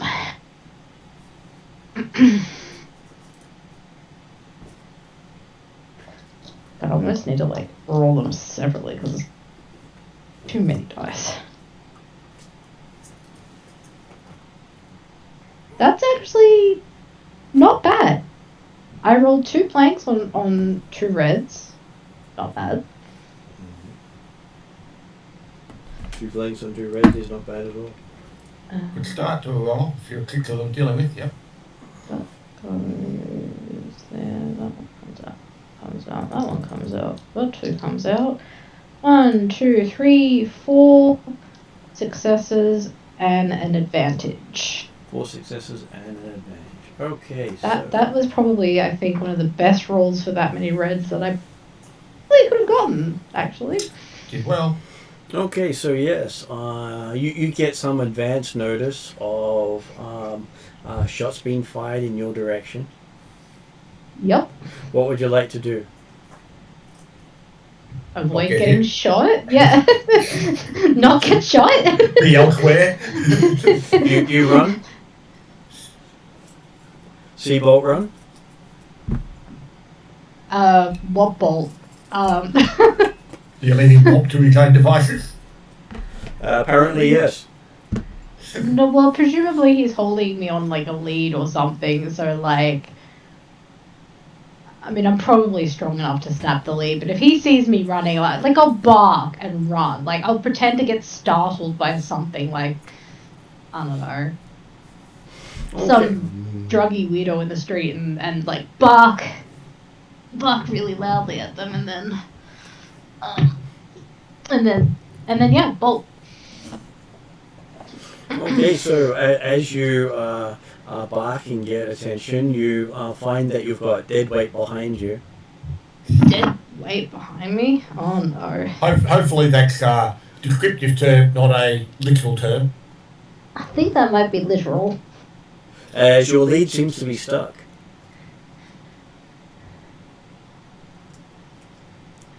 My lead seems to be stuck? But luckily you're able to snap it and continue on. Oh, okay.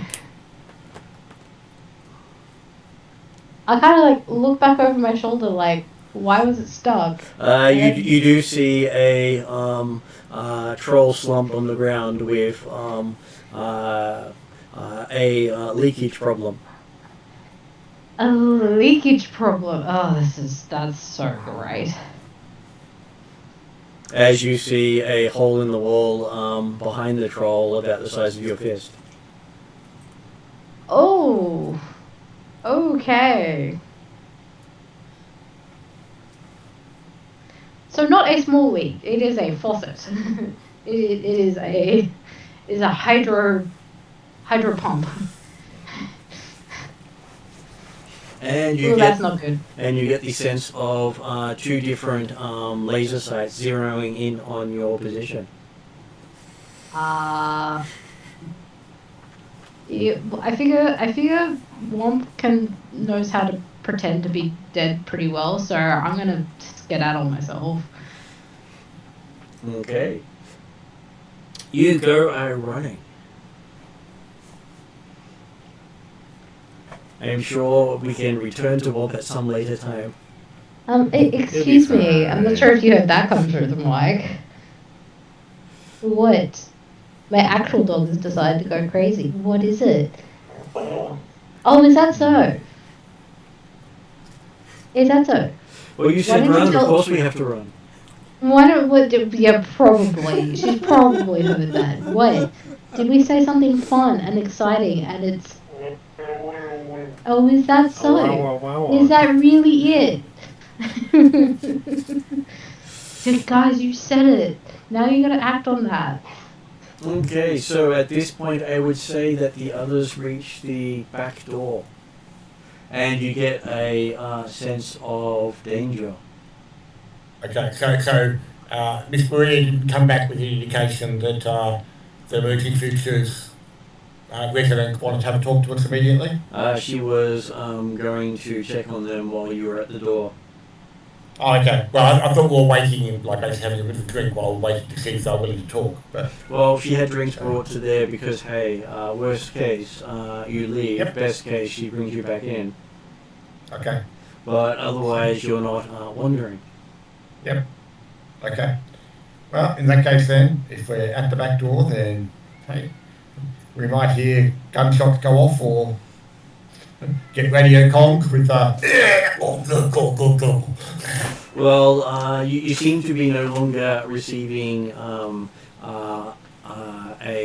online status from one of your team members.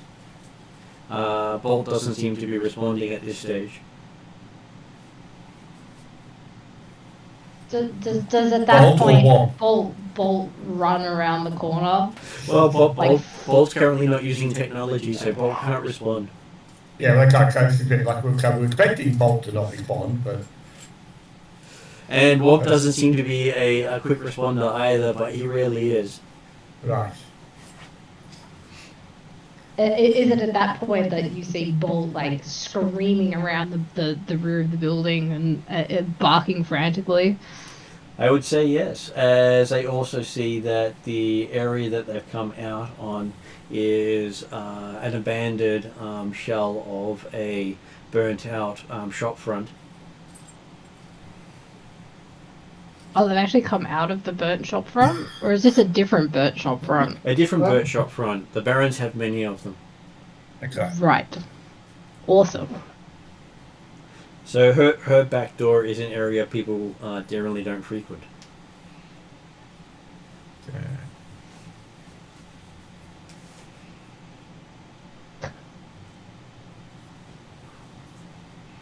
And as she gets back to you, she says, she just got word that one of your members has been shot outside.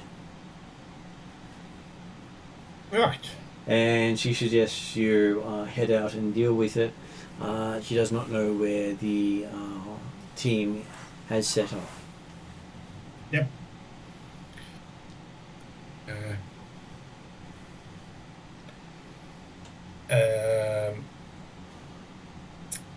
How far away are we from our van with this back door we've come out of? Your van is around the block,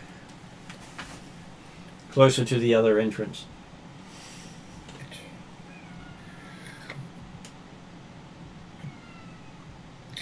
And as you're getting ready to go, you notice that a second identical Marie steps into the room. Looks like she's about to say something, sees the other Marie, and just turns around and walks out.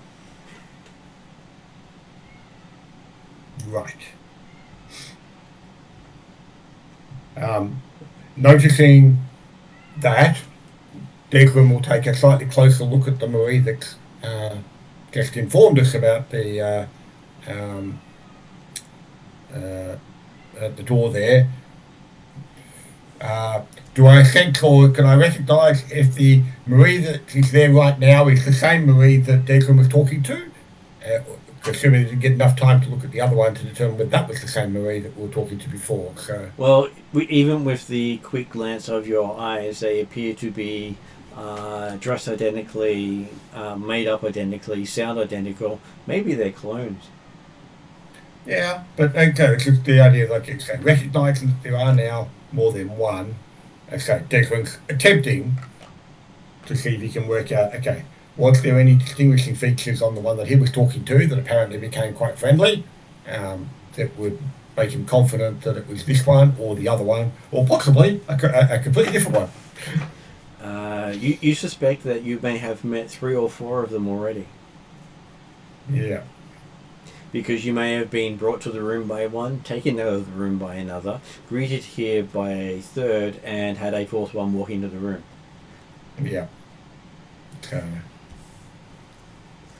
but yes. Because, hey... Because mainly trying to work out which one he smooth talked. You may have ended smooth talked all of them. That's right, whether getting one is getting them all, we don't know. So. But it would definitely make it harder to manipulate them if there are more than one. Yes. So. Well. It would explain why Raven wasn't so good at charming them.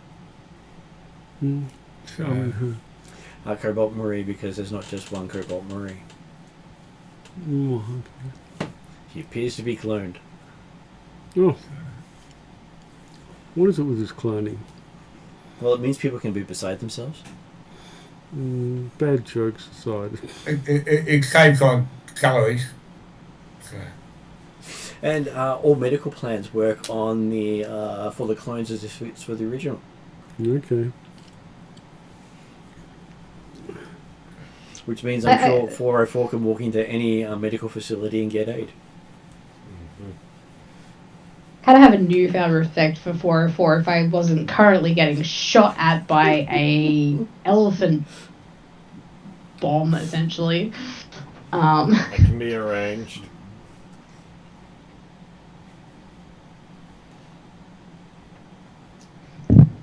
So Nero does pick up the fact that there are 2 drones tailing Bolt at this point.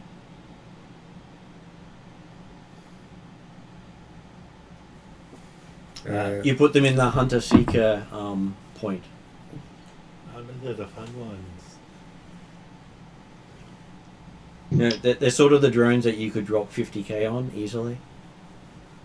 Can I eat them? Can I turn around and eat the drones that are chasing me without getting shot at the same time? Well, you would be looking around behind you and not see them. Oh, okay. So think a mini helicopter in the sky. Oh, like way up, okay. With the firepower to take out a normal person. Awesome. Love that for me. Always fun. At which point Bolt starts to hear the pitter-patter of rain around him. Like actual rain? No, but it sounds like rain because it just keeps making all this popping sound all around you. Okay. It's possibly shell casing falling to the ground. Yeah, like I'm actually getting actively shot at as I'm running away. Okay. Yep. Okay. Again, I really love that for me. And so typically the bullets hit the ground before the shell casings do. Well, okay, yeah. So they might be counting the bullets around Bolt as opposed to the shell casings falling some distance behind it. Okay, so apparently they are fairly accurate for drones.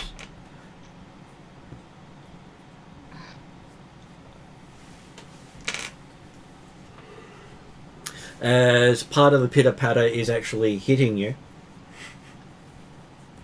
Well, they can't dodge all the raindrops. As you're noticing, most of the popping sound of the pitter-patter is the concrete around you getting bullets into them. Yeah. Not the bullets collapsing on the concrete, the bullets digging right into the concrete. Yep. Meaning, not normal bullets. I'm guessing armor piercing. And so that would be, bullets would be doing damage of 10 points with a armor piercing of 3.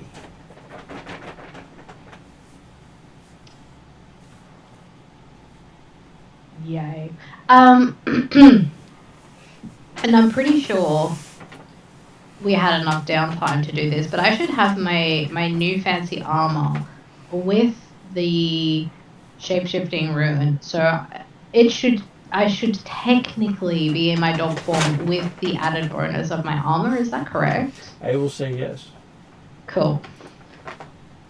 So I think that means I have a soak of 7 or 8 with a ranged defense of 1. We're just checking to make sure your rune has arrived.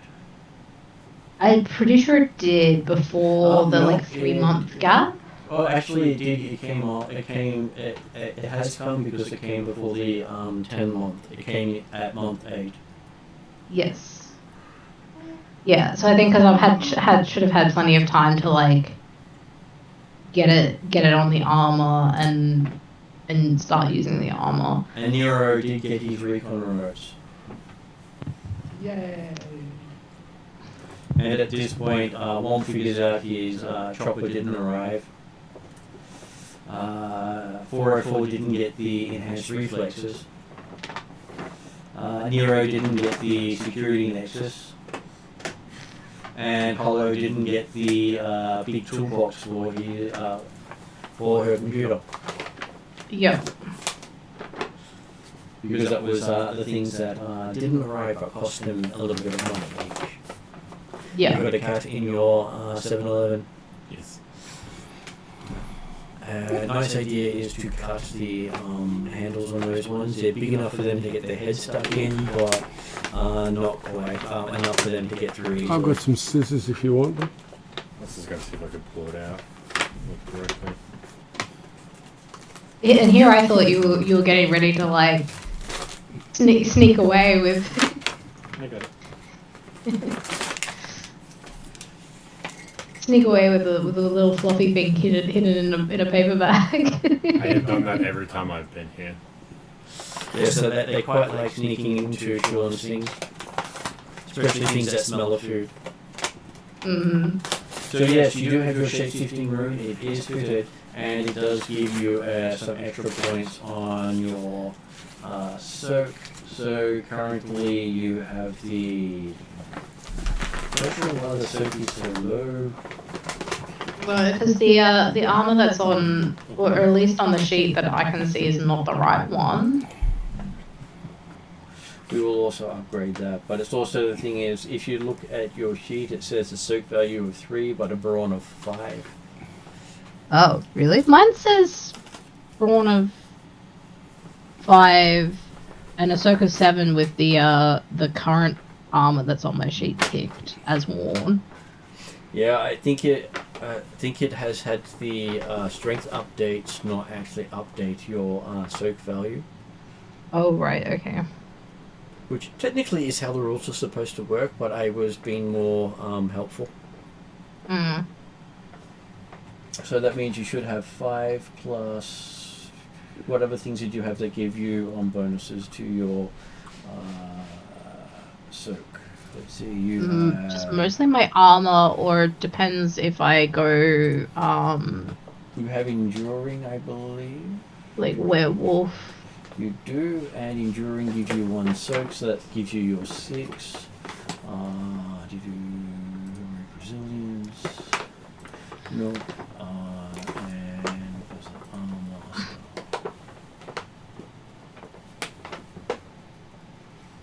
That's not you, so you have the so with your armor on, it should definitely be 7 at the minimum. Is the armor value of the Amazon camo suit the same as the what is my new one? Is the like something tactical suit? Well, look at it this way: the Kevlar armor is technically better than the Amazonian camo suit. Yeah. And I think I got a specific armor. At the most, you'll have a +2 instead of a +1. Okay. But you yep. won't necessarily have a range bonus. I'm Just sure I picked one was up with You're gonna fall.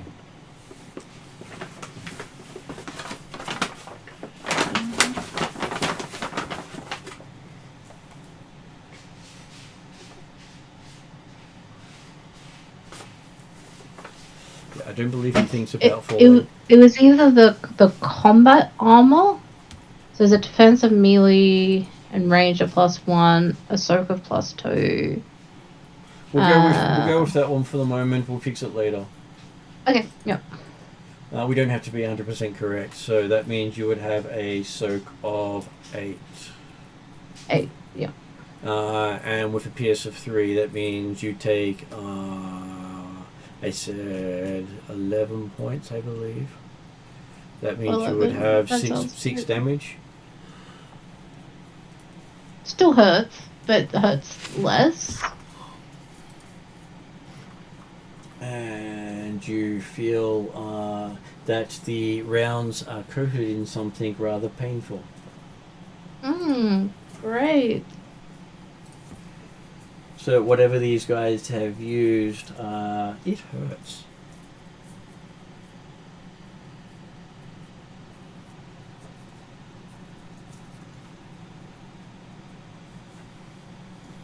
As you feel your insides burning.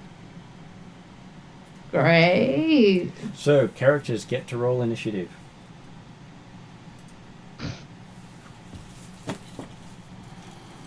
And that would be a vigilance check for the party.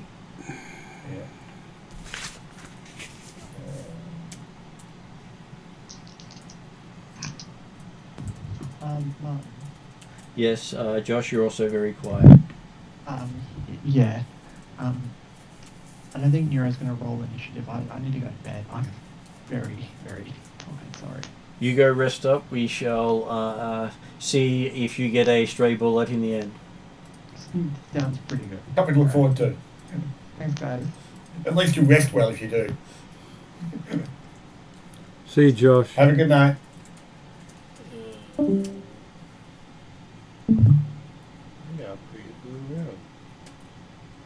I rolled on the phone app thing and got 2 successes, 1 triumph, and an advantage. 2 successes, 1 triumph, and an advantage.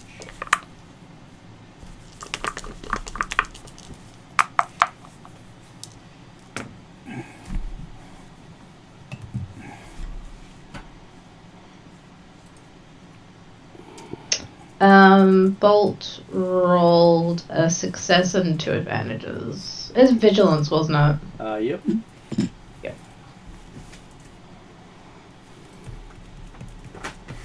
If someone can roll, trying to check what I can do. Is that your roll there, Yeah. Gary? Don't know 1 what it- success.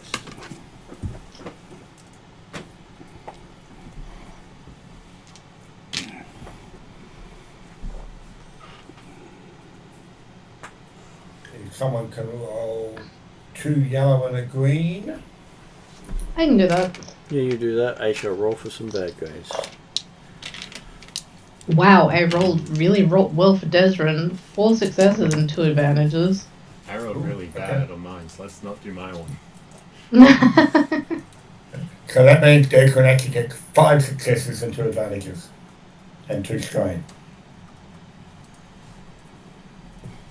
Hopefully that means one of us can go first. The 2 advantages almost rolled over onto the triumph, but not quite. And I rolled for Desrin, which we didn't use. I got a 0 successes and 1 advantage. Yeah, I'm happy to go with him. Yeah. The bad guys are doing really well. Well, yeah, they've got drones.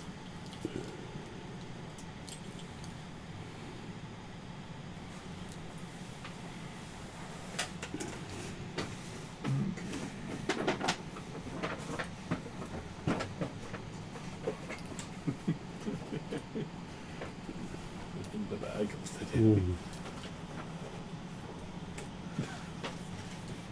What am I missing?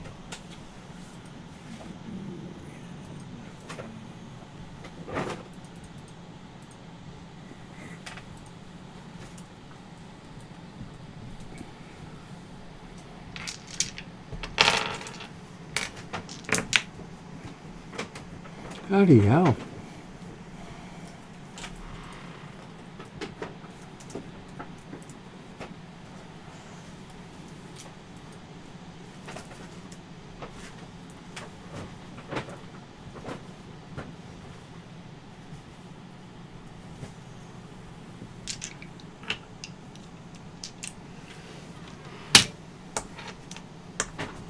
Oh my god.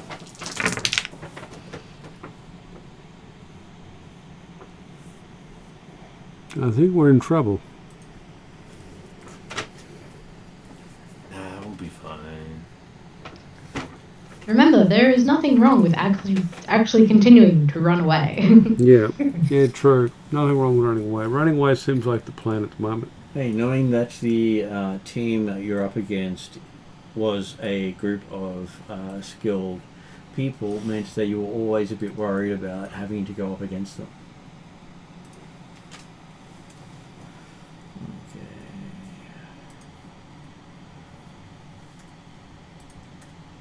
Just making sure I mark when the opponents go. Okay, so apparently the opponents get to go first as they open up on Bolt with the drones yet again. Because Bolt is the only one in the open.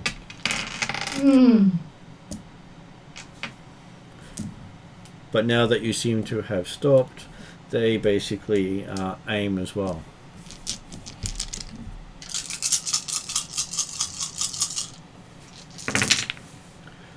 Ooh, that one's gonna hurt.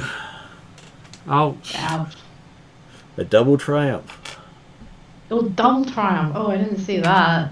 The camera's slightly off frame to the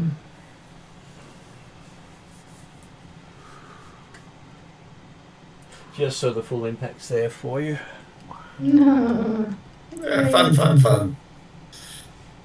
Okay. So I was just going to look up what the base double triumph does in combat. Because hey, that's always fun. My brand new armor is gonna get ripped to shreds at this rate. Hey, better the armor than you. Yeah, well, and me at this rate. So technically you can spend a double triumph when dealing damage to a target to have that attack destroy a piece of equipment. No. You caught it. I did. And amusingly, that is the only double triumph on a combat encounter. Really? Yeah, I haven't done the combat ones yet for the site, but it's going to do all the official ones, including mixing the Star Wars and the Genesys. Yeah. Okay, so yes, they are shooting at you, and apparently you hear a ping in your armor, and it starts changing shape on you. Oh, great. As you now find yourself entangled in armor designed for a humanoid while you're in dog form. Awesome. So I'm getting like tripped up and oh dear. Okay. So wait, does that mean it destroyed the ruin or the armor? Or like the whole thing? Find out. You're not quite sure, but you don't think it's actually armor anymore. It's more of what you consider a trip hazard. Unless, of course, you take human form, and then it might still be armor. So in which case that makes it that would be 14 damage with the 3 pierce, meaning that 5 of it is stopped. You take 9 points of damage from that one. Ouch, I've taken like half my health already, I think. But it's not a crit, it's basically an armor down. Yeah. And you're prone. So what did I take before? I took I think about 9 damage last time, didn't I? You took 6 damage last time, so that puts you on 15 damage. 9. Because your armor soaked just under half of it. Yeah. Yeah, so I got 6 wound threshold left. Just not great. Okay, so it is a party member's turn as you've just watched Bolt go down in front of you in a tangle of weird clothing and fur. Can Degran see the drones, particularly the drone that hasn't fired yet? Yes, you can see the pair of drones, and both drones were firing. Both drones fired at the same time. They were doing a coordinated attack, Okay. meaning you expect one hacker. Yeah, no, that's understandable. But the well, how Declan might see if you can take it. They look like robust drones, or we're just talking like we're talking vehicle type drones that a pistol won't affect, or are we talking lightweight drones that hold a rifle that pistols can affect? You think lightweight drones, but they're about the size of I'd probably say half a meter. In diameter, so not the tiny remote ones, but fairly good lifting power. A pistol fire has a definite chance of having an effect on it. And they are shooting at medium distance, so you need to be able to hit medium with your weapon. Yeah. So, fairly certain.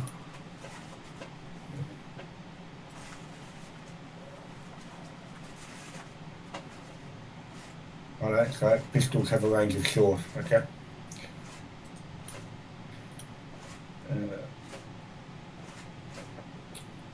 At this stage, we're not spotting any other enemy coming around the corner or anything like this stage? You're not, but you expect them to be not too far away.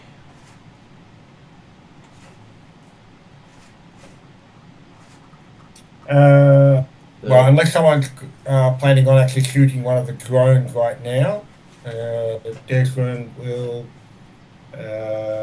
aim to stealth out the doorway and try and take up a position some way down the street, heading towards the van.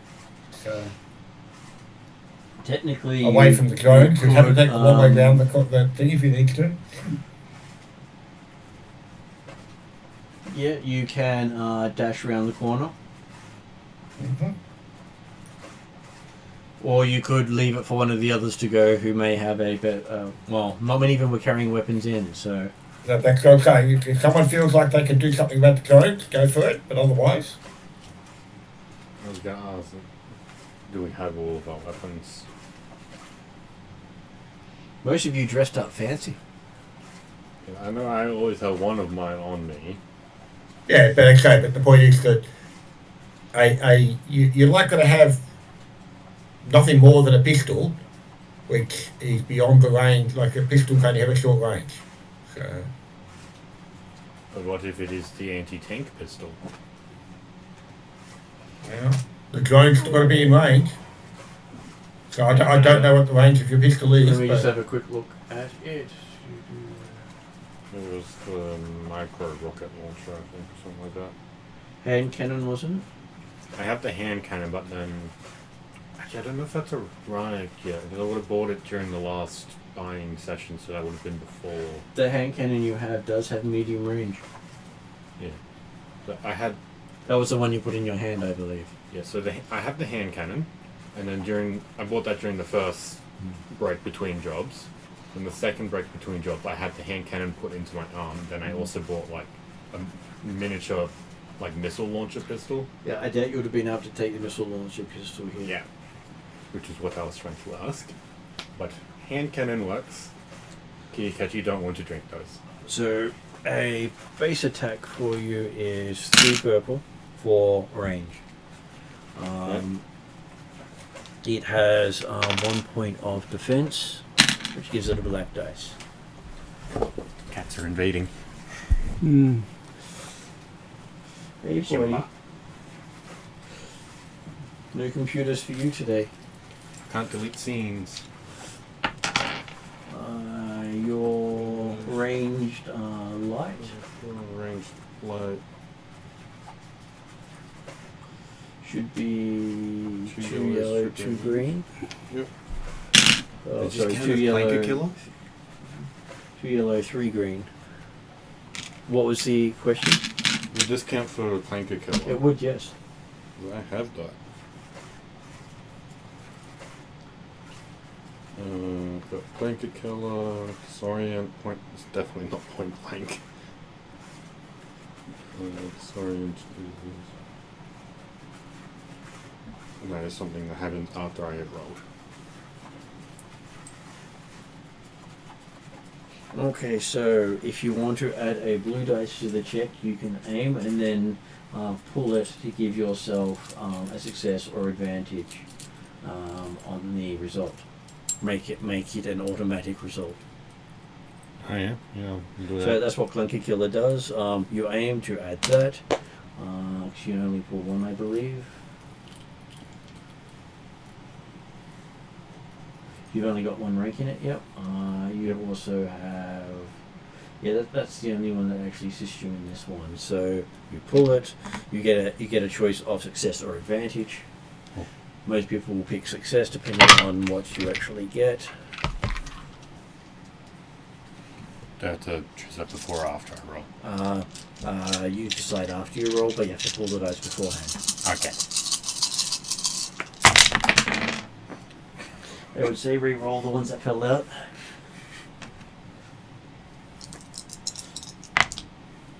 Okay, so I don't like that. those two go. Those two go. Those two go. So you have 2 failures with a choice for success or an advantage.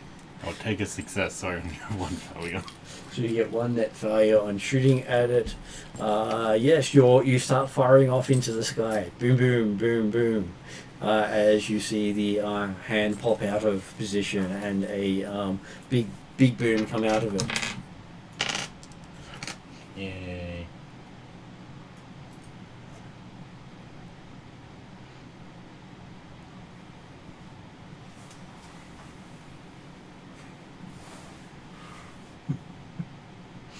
Okay. You hear the sound of a motorbike coming in your direction. Now we're on to either Bolt or Raven. Who would like to act? I don't know. There's a lot I can do in this situation. Magic. Well, my range is only short. And If the motorcycle coming, is the motorcycle... sorry, I've been a bit out of it. Is the motorcycle... yeah. Can I delay to try to get the motorcycle? You can delay to try to get the motorcycle. So, yeah, I won't act yet.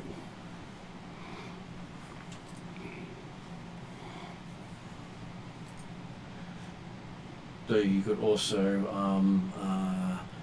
throw a spell over the poppy and make the poppy disappear, or The poppy? the puppy Bolt. You can use your magic to make a friendly no longer visible. Chances of that are probably Buckley's and none. They are better than they were.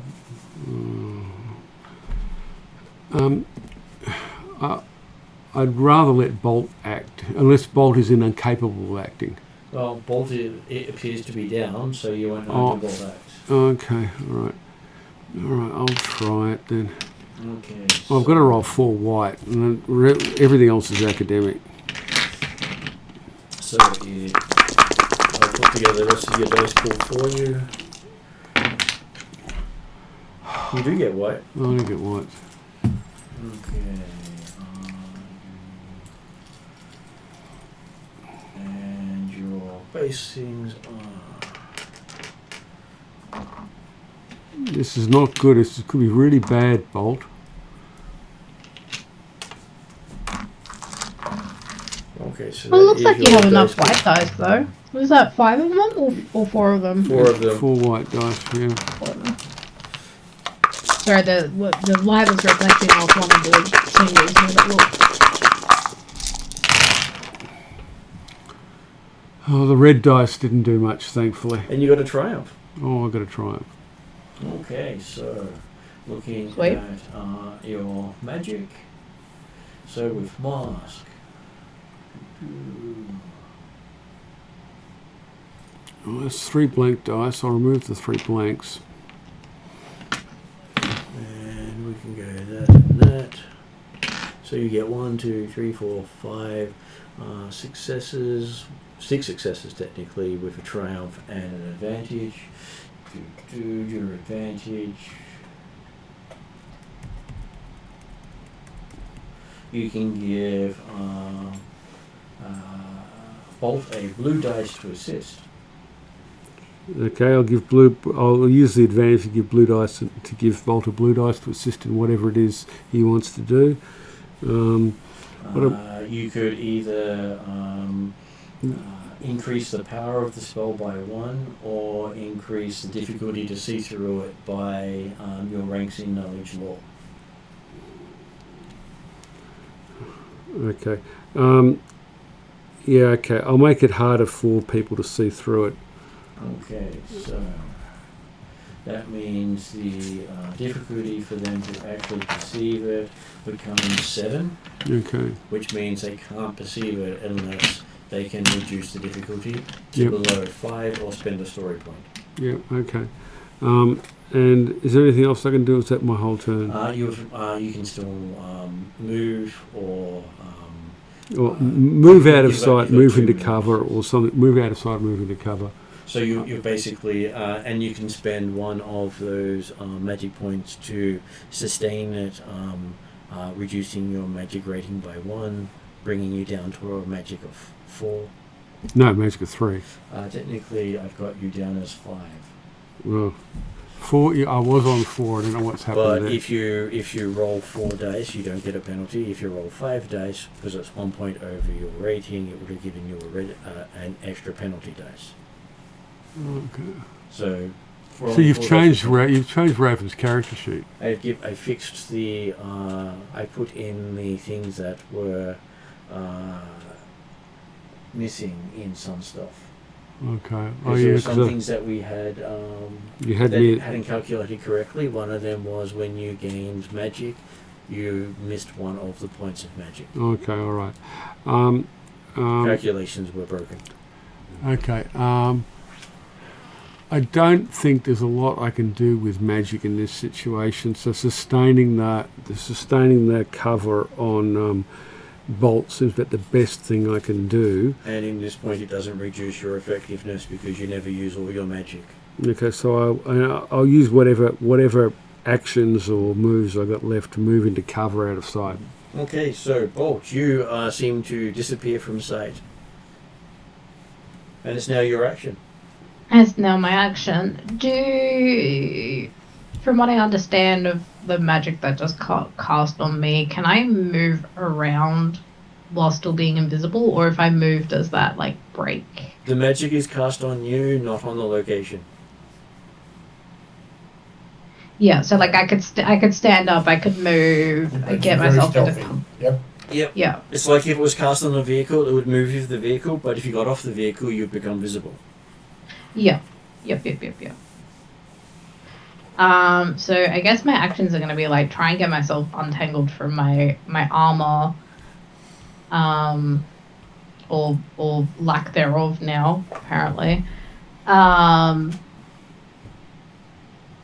Stealth my way into some cover, if I need to do extra stealthy stuff. And I really tempted to roid myself up at this point because that hurt. That would be a coordination check to squeeze out of your armor. Coordination. Should be good at that. Well, it's either squeezing or escaping. It sort of counts as both. Mm-hmm.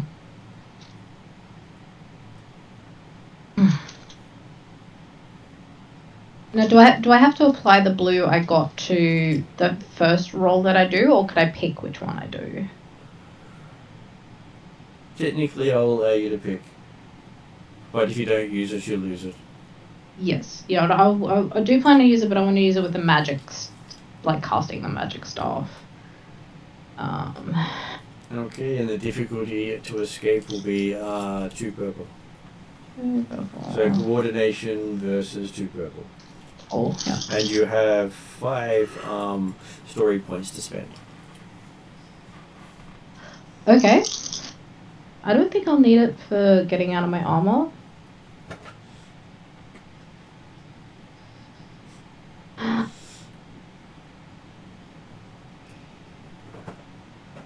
Two successes, two advantages. Okay, so you do manage to squeeze out of it, and technically you can have a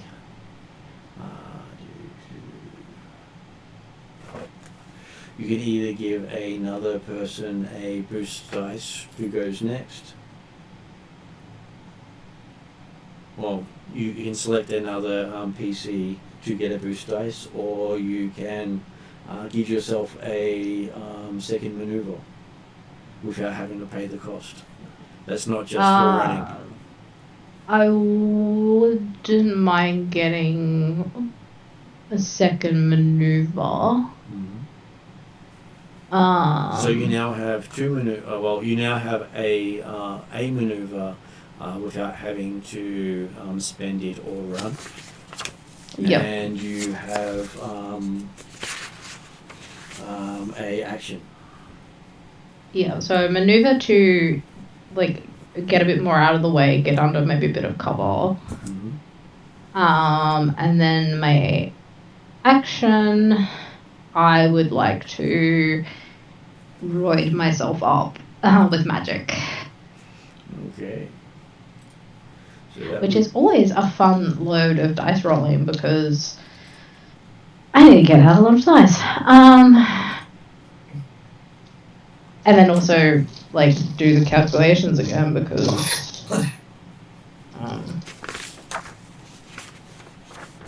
So you're going for hybrid or animal? hybrid.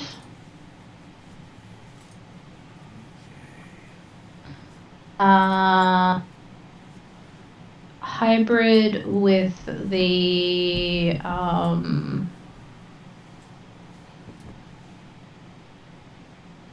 sorry, my brain is not really thinking properly today. The enhanced form, the Okay, so the basic thing of turning into your hybrid starts off at simple. You want to give it the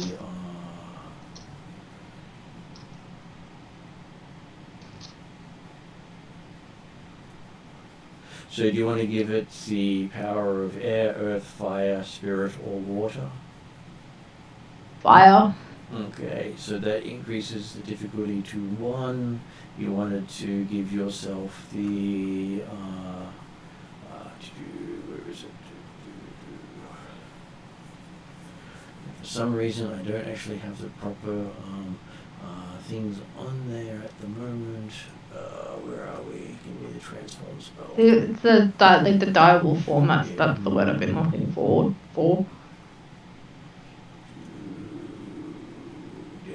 There's diable form. Okay, so that brings it up to 4 purple. Yeah. And were you doing something on top of that? So what do I normally do? I normally do the hybrid and the dire wolf. That comes with the silhouette size, doesn't it? It does, yes. I thought it was something else I usually did with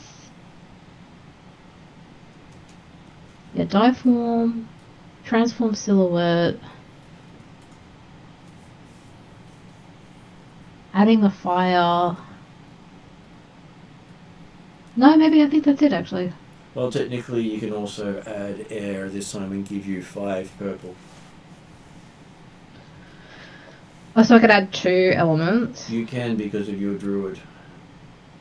Ooh, okay, yeah, let's do that. Fire and air. That does sound like a good combination.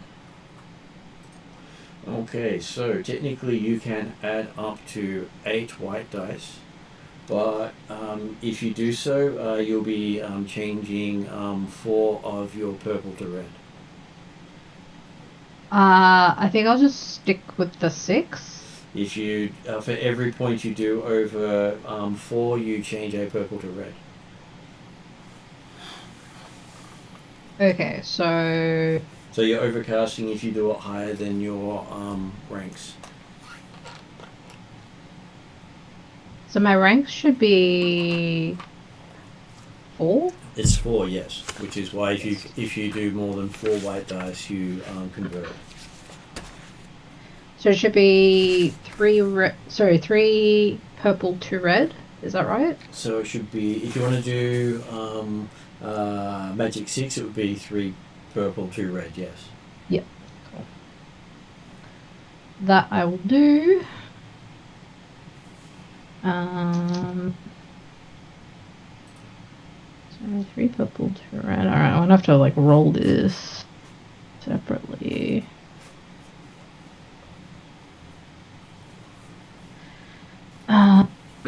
And it is my primal magic, which is 4 of those. 2 of those. 1, 2, 3. 4 blue, and then I'm adding the extra blue that I got from Raven. Yep. So I should have a total of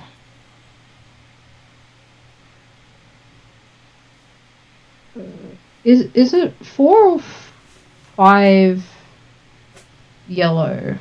It should So my be standard 4 is yellow. 4 yellow. Pardon? 4 yellow, unless you want to spend a story point, which you haven't yet, to change it to 5 yellow and 1 green. I will upgrade. Okay, you have upgraded. And I think that's about all I can stack on. What I'm gonna do is I'm gonna roll. Wow, that's really good, actually. So 1, 2, 3, 4, 5, 6, 7 white, 2 black.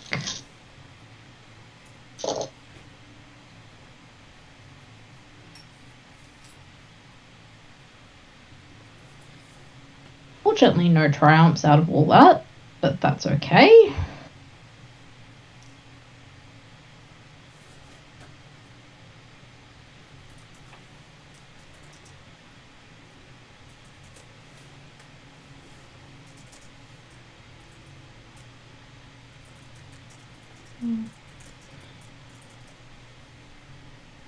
One, 2, 3, 4, 5 successes, 1 advantage. Okay, I believe that will be very good for you. And I can use extra white dice that I have spare to add bonuses too, can't I? Yep, 1 will sustain it. Yep. So you don't have to keep it going every round. Yep. And then you can spend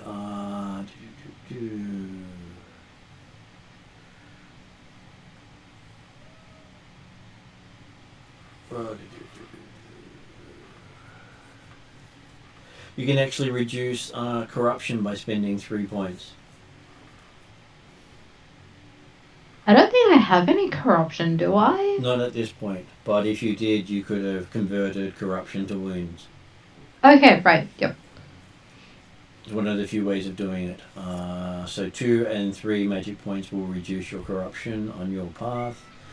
Yep. You can increase your damage that you can do with magic points. Well, that sounds like a good thing. Can I do that? Because I have like at least 5 whites that I can use. Because I've rolled 7 of them. Instead of sustaining every round, your transform with magic, you can make your sustain checks every minute. So you only have to do it once every. I'm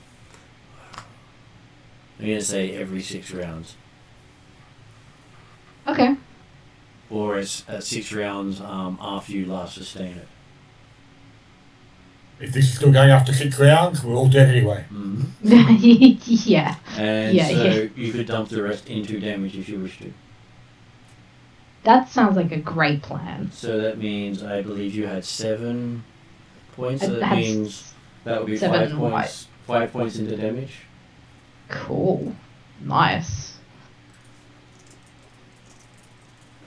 And just so you know, now that you have transformed with air,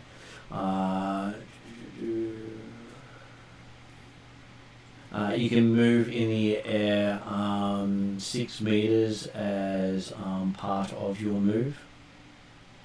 Nice. As a maneuver. The dog flies.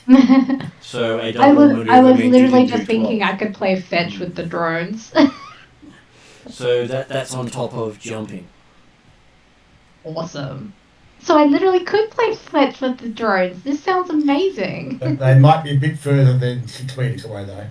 Yeah, but I'm powerful. I can jump, I can climb, I could get up to them and then float my way over.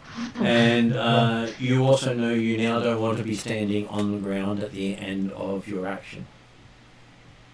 I don't want to be standing on the ground at the end of my action. Because if you're standing directly you can be standing on a car, on a telephone pole, on anything, but if you're standing literally on the ground, the magic of your transform reduces by 1. Oh, okay. If you're standing in water, the same thing will happen. And why is that? Because they're the opposing elements to what you are. You're manipulating air at the moment, so you don't want anything to disturb that process. Oh. Okay. So there that are makes counters sense. to the power, but you Yep. have a rating of 6 at the moment. Right. So would I have to take strain to like jump off the ground? You do not. You just basically, it'll be a jump check on your next turn. At this stage, because the spell's cast, I'm saying it doesn't count for reducing. Right, okay, yep. That makes sense. But you also took 4 strain for casting, because 2 for the spell, 1 for each of the elements. Yep, okay, yep. Which brings us to a new round, which we'll call it a night afterwards. We'll see how you go. Up first is a black coming around the corner with what appears to be a orc with a glowing katana. Looks like they were heading directly for where Bolt had gone down. If they're coming round the corner, the opposite corner, the one Declan headed towards. That is correct. Cool.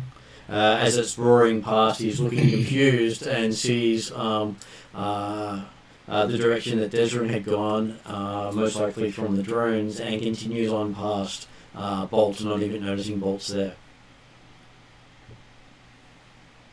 Raven. We did have Raven hold, so Raven, these person passes within close range of you. What would you like to do? He passes within close range of me. Yes, they do, because you did.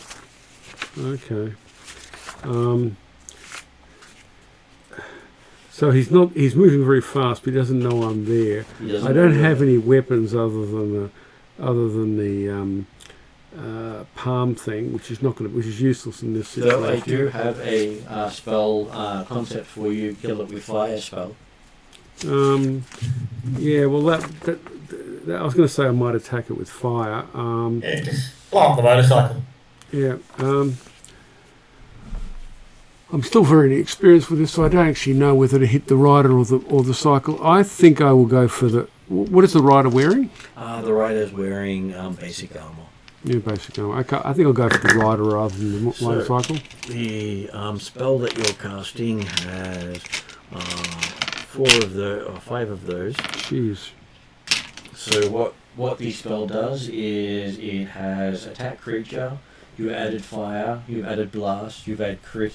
And you've added piercing to it. Okay, is my adding too many things since I don't really know what they all do? That's based. Piercing means you reduce their armor. Yeah.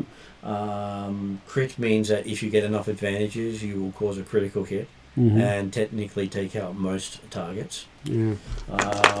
Blast means that if you miss, as long as you get 2 advantages, you can still hit them and the bike.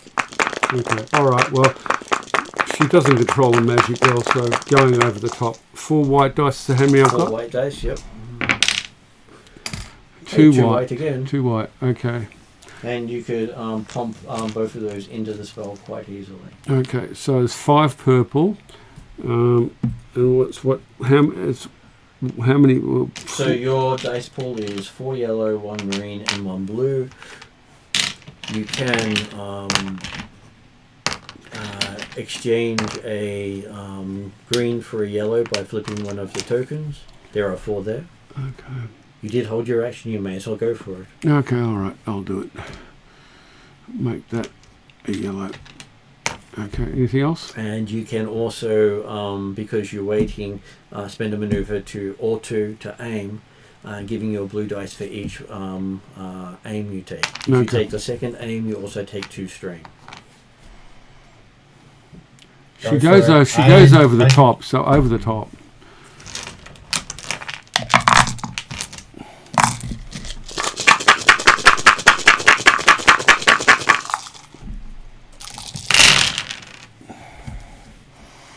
I don't like the look of that. Okay, so actually that doesn't look too bad. Well, there's a yellow blank. That's out. Okay, so looking at it, I would move that off to the side with those 2, meaning I could take that one out and that one out. They cover themselves. Then you have no more failures, but you have threat. So there's 2 threat to take out 2 of those. Then this one comes over here. We'll flip that one over, leaving you with 4 successes and a advantage. The fact that you've added fire to the spell means you do quite a bit of damage for that one. So looking at that, you start off with 4 damage plus, so it's 7 damage to begin with a pierce 1. Not quite enough to trigger a burst. 1 advantage can get you. You can reduce the strain in casting the spell, so taking 2 instead of 3. Yeah. Okay. Yep. Because fire makes it harder to cast long term, and basically you will hit them for a 7 damage spell that reduces their armor by 1, and Hopefully they lose control of the bike. okay, so you do hit them. There is a big scorch mark on them. Yeah. It's just damage though. And they seem to veer off away from the corner where Desrin went round. You seem to have confused him because he wasn't expecting a blast of fire to the side as he was going past. Mm-hmm. So it was a effective attack as it stopped him doing his action. Okay. All right. So he's all right. That's my turn by the sounds of it. Okay, so it is a party member's turn now. 404. What would 404 like to do? Not draw attention to myself. The guy just went past on a motorbike. You want to shoot at that Well, but person? okay, but it's a motorcycle on fire now, so you can try and finish it off. Oh, he's on fire now. Well, he got hit by a burst of flame, but he didn't catch a light. 1 advantage off either catching a light or being bursted. I will shoot him. Okay.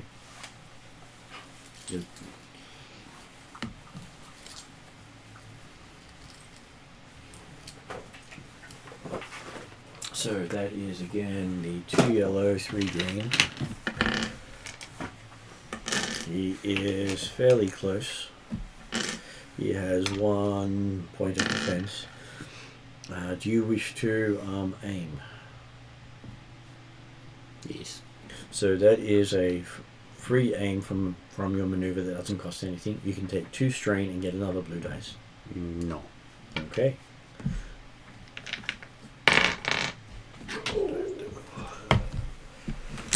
You'll put it in there.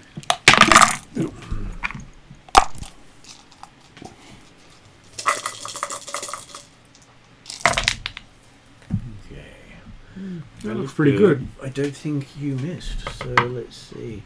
We're only so that goes away. That one and that one goes away. That gets turned into a hit. As that one goes away. So you get 1, 2, 3, 4, 5, 6 successes, which adds to your 7 damage, meaning it adds 5, giving you 13 base damage. Mm-hmm. And your weapon in the hand cannon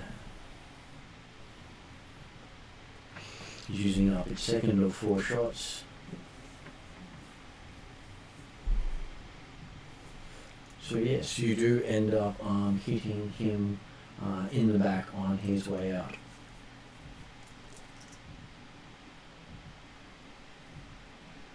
You think you've managed to get in a decent wound on top of the burn. If I had disadvantages, I could have also disoriented him. But you can give someone a blue dice, the next allied character to act. I will give them a blue dice. Okay. You see the drones change target. And they seem to zone in on the person who did the Big Bang. The Raven who had gone for cover actually managed to get cover from the sky. They cannot see Raven. They do not get to aim when they're attacking you because they've had to reposition themselves. They are still at medium range from you. And they are suffering from having to move too much.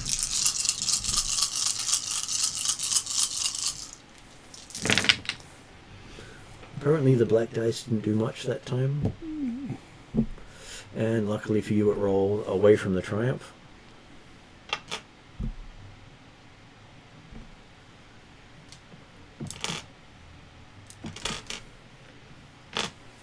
Okay, so the automatic weapons open up on you, hitting you for 8 damage with 3 piercing.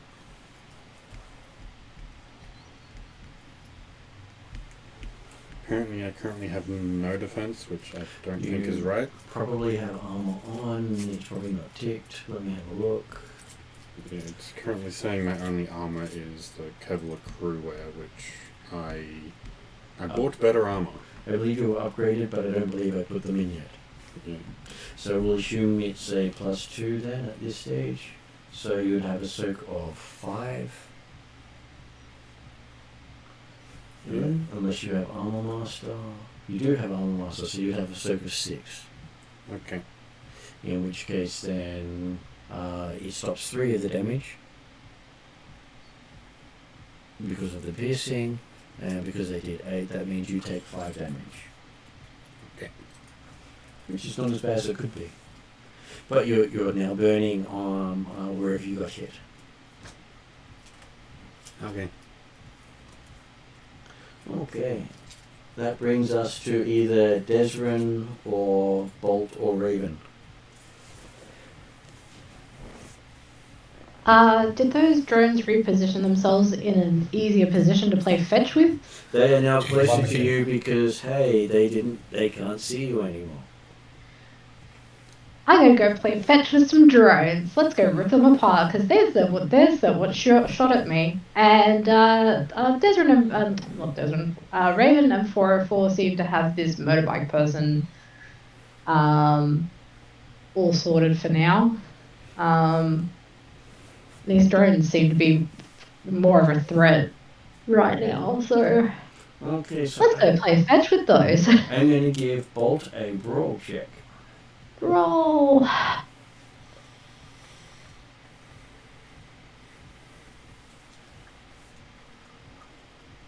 Which is your natural attacks. Should be 4 yellow, 2 green. I should also have. What does precision do? Precision allows you to Oh yeah, that's use the cunning. Yep. cunning instead. Which means you should also have. Yeah, there is a bug in the code a little bit, but I'll fix that later. Yeah, I've got.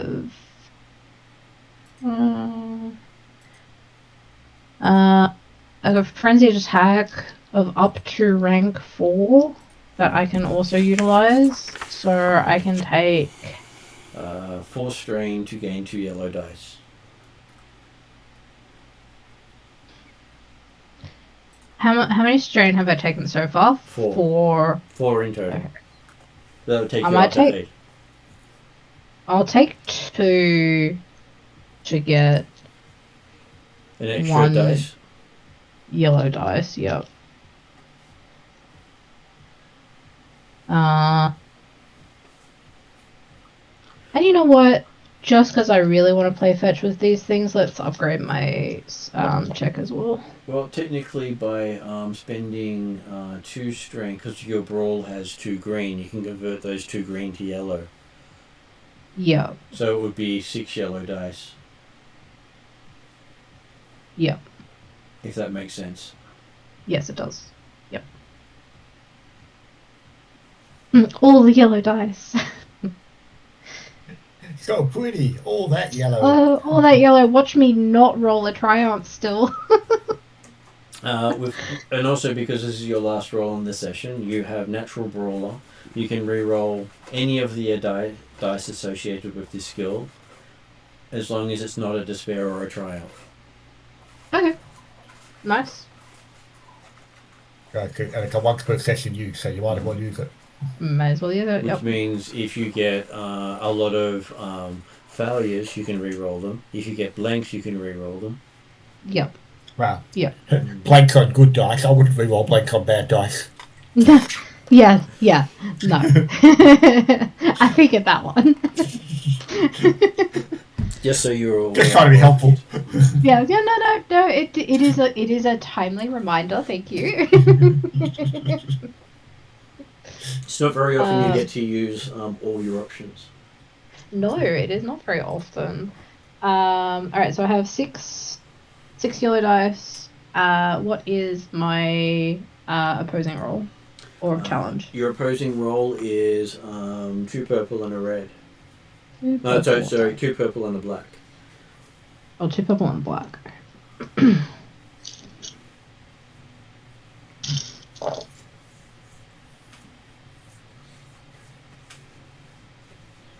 I am going to re-roll 2 of my blank yellows. And remember, you can re-roll any of your other yellows if you're going, I only got an advantage, I want something else. Yeah, no, I really did only get advantage. Yeah, I'm gonna re-roll 4 of my yellows and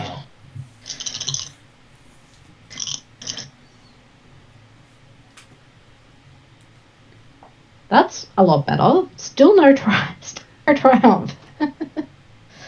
That one comes out with those. That one is blank. The black was blank. Mm-hmm.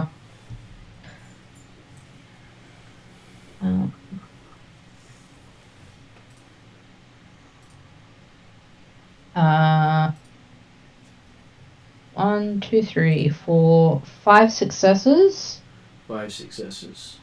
And 5 advantages. Nice even roll in the end.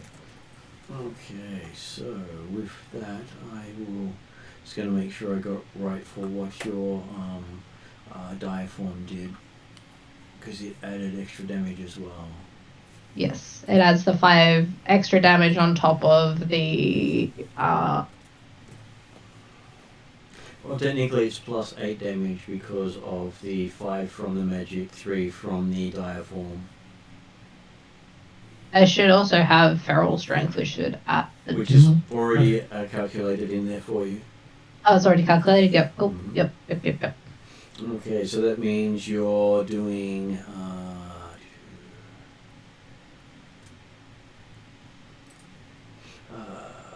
be 19, 23 damage. Nice.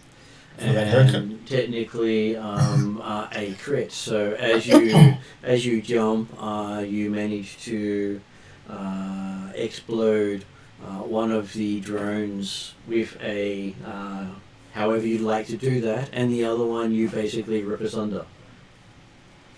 So you don't just rip faces off things; you rip drones out of the air. I would like to experiment with my fire mat, like my fire thing, and like as I chomp down on the first one, I like think of it like sort of burning up or bursting in flames, and hope that happens. And then the other one I want to like cut like in half with the wind. So yes, you do seem to fly through one of them, ripping it apart with your jaws, and the other one you just split in two as each side goes and smashes, exploding on its way down. Nice. Very nice. At which point you realise you're a lot higher than you've ever been before. You're flying. Ooh, I'm flying. Ooh, this is a nice view. At which point you feel the sensation of falling with the uh-oh. It's alright, you always land on your 4 feet. Oh, hang on, no, that's cats. Well, I hope I have the constitution that I have jumped out of like 3 or 4 story right. building without like taking much damage. So It was something that I was going to say, that hopefully you're not actually as high as you've ever been, because if you're falling from the height when we did the subautables, then there's a problem. Yeah, that would be a problem. But I have jumped out of like a 4th story building with only taking like 2 wounds. Yeah. So like I think I'm okay. What's the highest you've ever jumped from the ground? The highest I've jumped from the ground, yes, not from already being up in a building, yes. Okay. Yes. But you do see someone getting on the back of the bike with the orc carrying some sort of long rifle, almost as long as them. Oh, they picked someone up? Or they... But they seem to be weaving badly along the way. You think they're badly hurt Oh, right, okay, yep. as you fall back to the ground. Well, I know where they are now, so yay. And you believe you have taken out their eyes in the sky. So that brings us to, I believe it is, Desrin. Can I use my comms to like tell the rest of the team where I see that bike from my position before the end of my turn? You can. I do that. So if they were picking up, if the bike rider was picking up passenger, is that then like is that heading at the end where Desmond had actually gone to? No, you believe they're heading away from the positioning.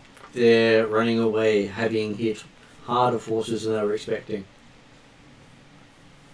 But like, because noting the bike was going down the street in the same direction as Desmond. Until they got hit by the fire blast, in which case he veered off. Okay, right, so he's not continued down the street, he's actually gone a different direction. And while veering off, he got shot in the back. Right. So, the, well, I mean, hey, if they're within short range of the pistol, then Desmond's happy to try and finish off the orc, but I'm guessing they're probably not within short range, so... You can't see them clearly, you just got the positioning of where they are. Yeah, okay. I'll keep going towards the van then, to do our own pickup as appropriate. Okay, you do see your van in the distance. One of the tyres has many holes in it, but it hasn't gone down. Right. What are you doing? He's telling me he's hungry.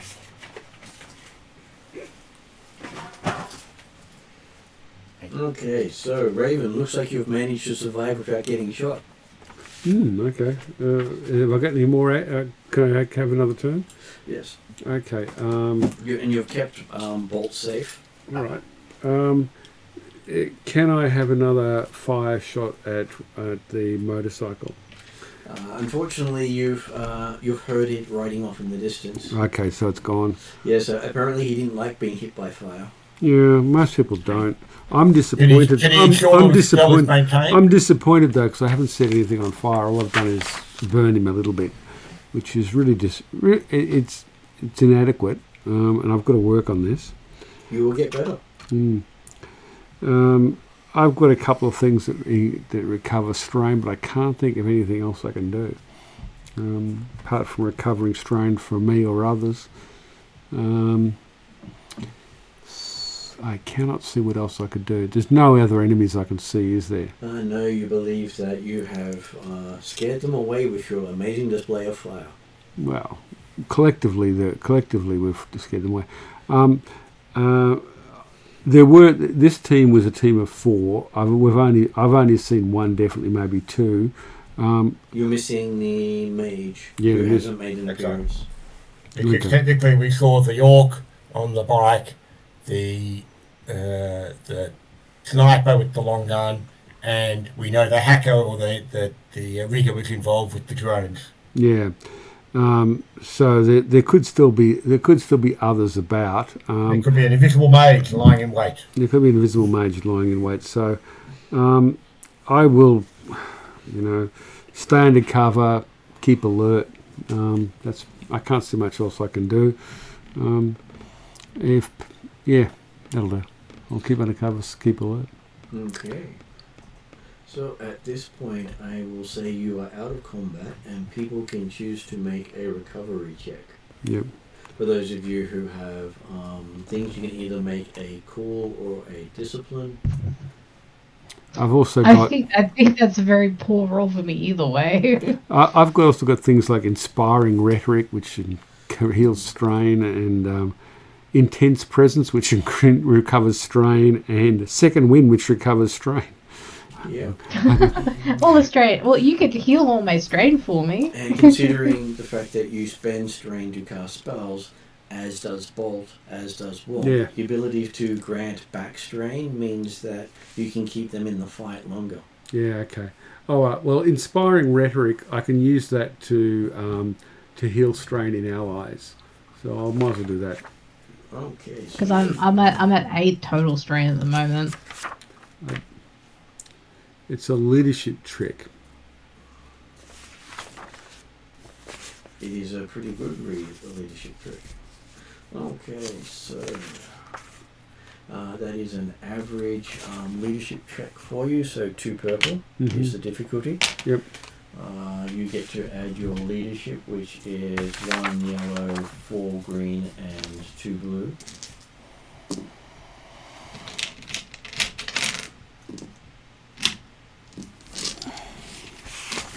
Okay. I also have inspiring rhetoric improved. You also, sorry, just trying to figure out what improved does. It means that I give blue dice to people.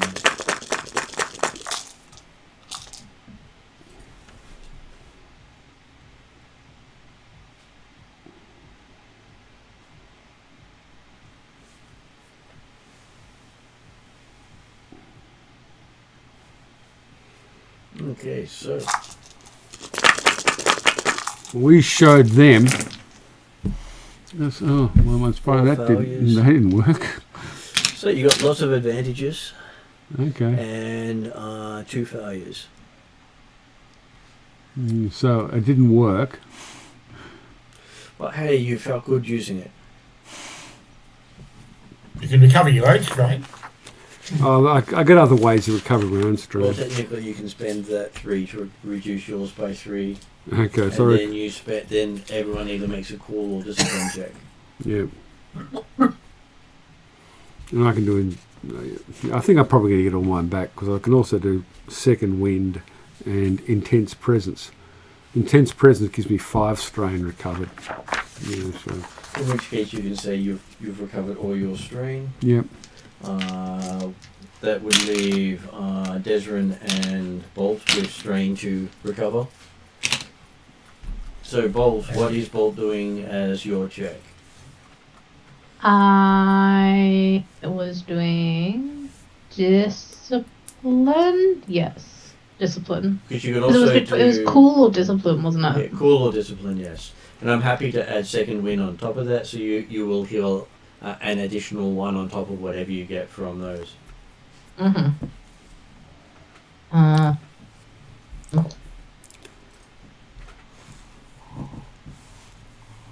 2 successes and 1 advantage. Okay, so that would be 3 strain you recover. Cool. Better than no strain recovered. And how about Desrin? We'll go with a cool, in which he's got 3 yellow, 2 green, 2 yellow, 2 green, and 1 blue. Yep. And and he also has rapid recovery, which will give him an extra strain recovered. As long as he recovers strain, he gains an extra one. Okay, rolling for you. I got 2 successes. Lots of advantages, but 2 successes. Uh-huh. Because we go... considering that was 1, 2, 3, 4, 5, 6, 7 advantages with the 2 successes. So that means you recover 3 strain and you're all good. Yeah, which I think I only had 2 or 3, so You yeah. had 2. And hey, if there's anyone still to roll, I can give some blue dice with my advantages. Okay, so yes, and we managed to survive doing Cobolt Maries. Yeah, Didn't I also get shot? you did get shot, yes, but you don't recover wounds that easily. Yes. And Womp also got shot, Womp He'll be fine. but luckily he said he was going to make healing potions, so I guess that's what he used. Use one of my His own blood. His cursed blood. med patch that I have. You can use a med patch, which I believe will heal you 5 points. That's how much I took. And you've got 1 med patch used today. So Desmond's made aim to get out of the van, pick people up. He's got first aid kit in the van as well, so. And so yes, one of your tyres looks like it's Swiss cheese. Okay. Fix that. It's okay, most of the tyres in Shadowrun have the run flat thing where even if they're punctured, they still work. Okay. You just need to They're not replace going to work them. perfectly, but they can get you out of the danger zone. You generally replace them later. Not in the middle of a firefight. Yeah. And so yes, we finished the session with you guys jumping in the van and taking off. I'm surviving. Hey, that's your technically your second encounter with these guys. Oh, I'd like to use my driving skill to do a barrel roll improved in the van. and I'll note down that I think what was that called? Remember for next time. It's the we need to talk to the emerging futures people. Who Ares believes you're representing.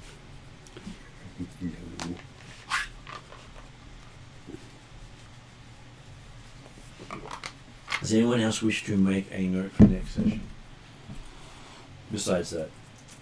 I really want to track down the orc on the motorbike because she reminds me of the Crimson Cross guys. And I would not be surprised if she was part of the Crimson Cross. Yeah. I wouldn't expect so. No? Just Oh well. because the presumably these persuaders, they're a bit more highbrow than the Crimson Crush. And they also operate out of the tier. The Crimson Crush wouldn't have anything to do with elves. True. But still, she's an orc on a bike. That's right. So, there is that. Well, more importantly, Ork on a bike that's part of a team that beat you up. Is trying to kill us? Yeah. Yeah. And so you believe you've eyed Blackwing, Render, and Rhiannon, just not John Whitefeather. Which one's Rhiannon? Rhiannon is the sorry, Rhiannon was the combat mage. It was John Whitefeather. That John Whitefeather, yeah. He's the sniper, I believe. Yep, that's what I've written down. Because the Orc was I was thinking Blackwing was the sniper. Blackwing is basically a all-rounder. Yeah. Just doesn't use magic. So we're suggesting Blackwing might have been controlling the drones. Is that right? You believe Blackwing was the droner this time? Yep. Because, hey, when you can use computers and you have the right setup, would probably explain why the drones were flying in tandem and were fairly easy for Bolt to take out. Yep. They were there to do a job and not be expendable assets.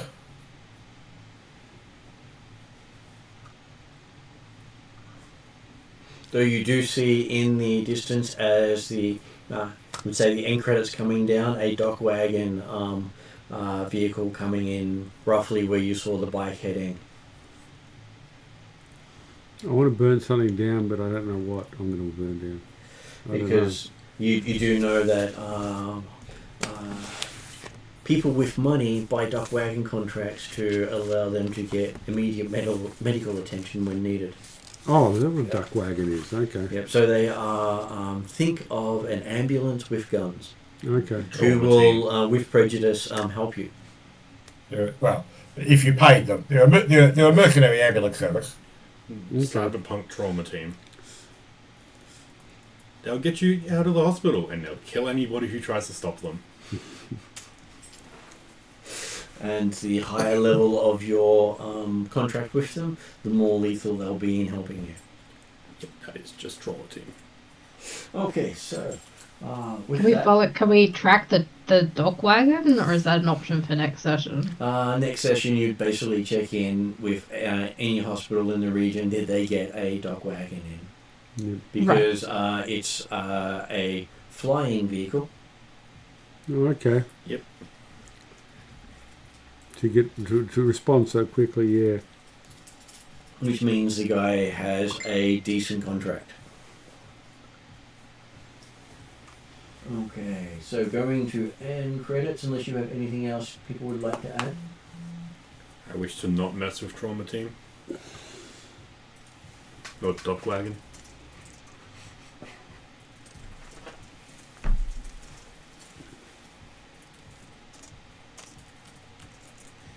That's okay. They have many names they call them, including Crash Cart.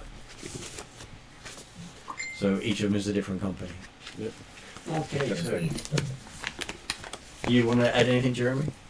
No, I was going to say, Crash Cart's technically an opposition to dock wagon. So. It is. As would Trauma Team be. So going to end credits.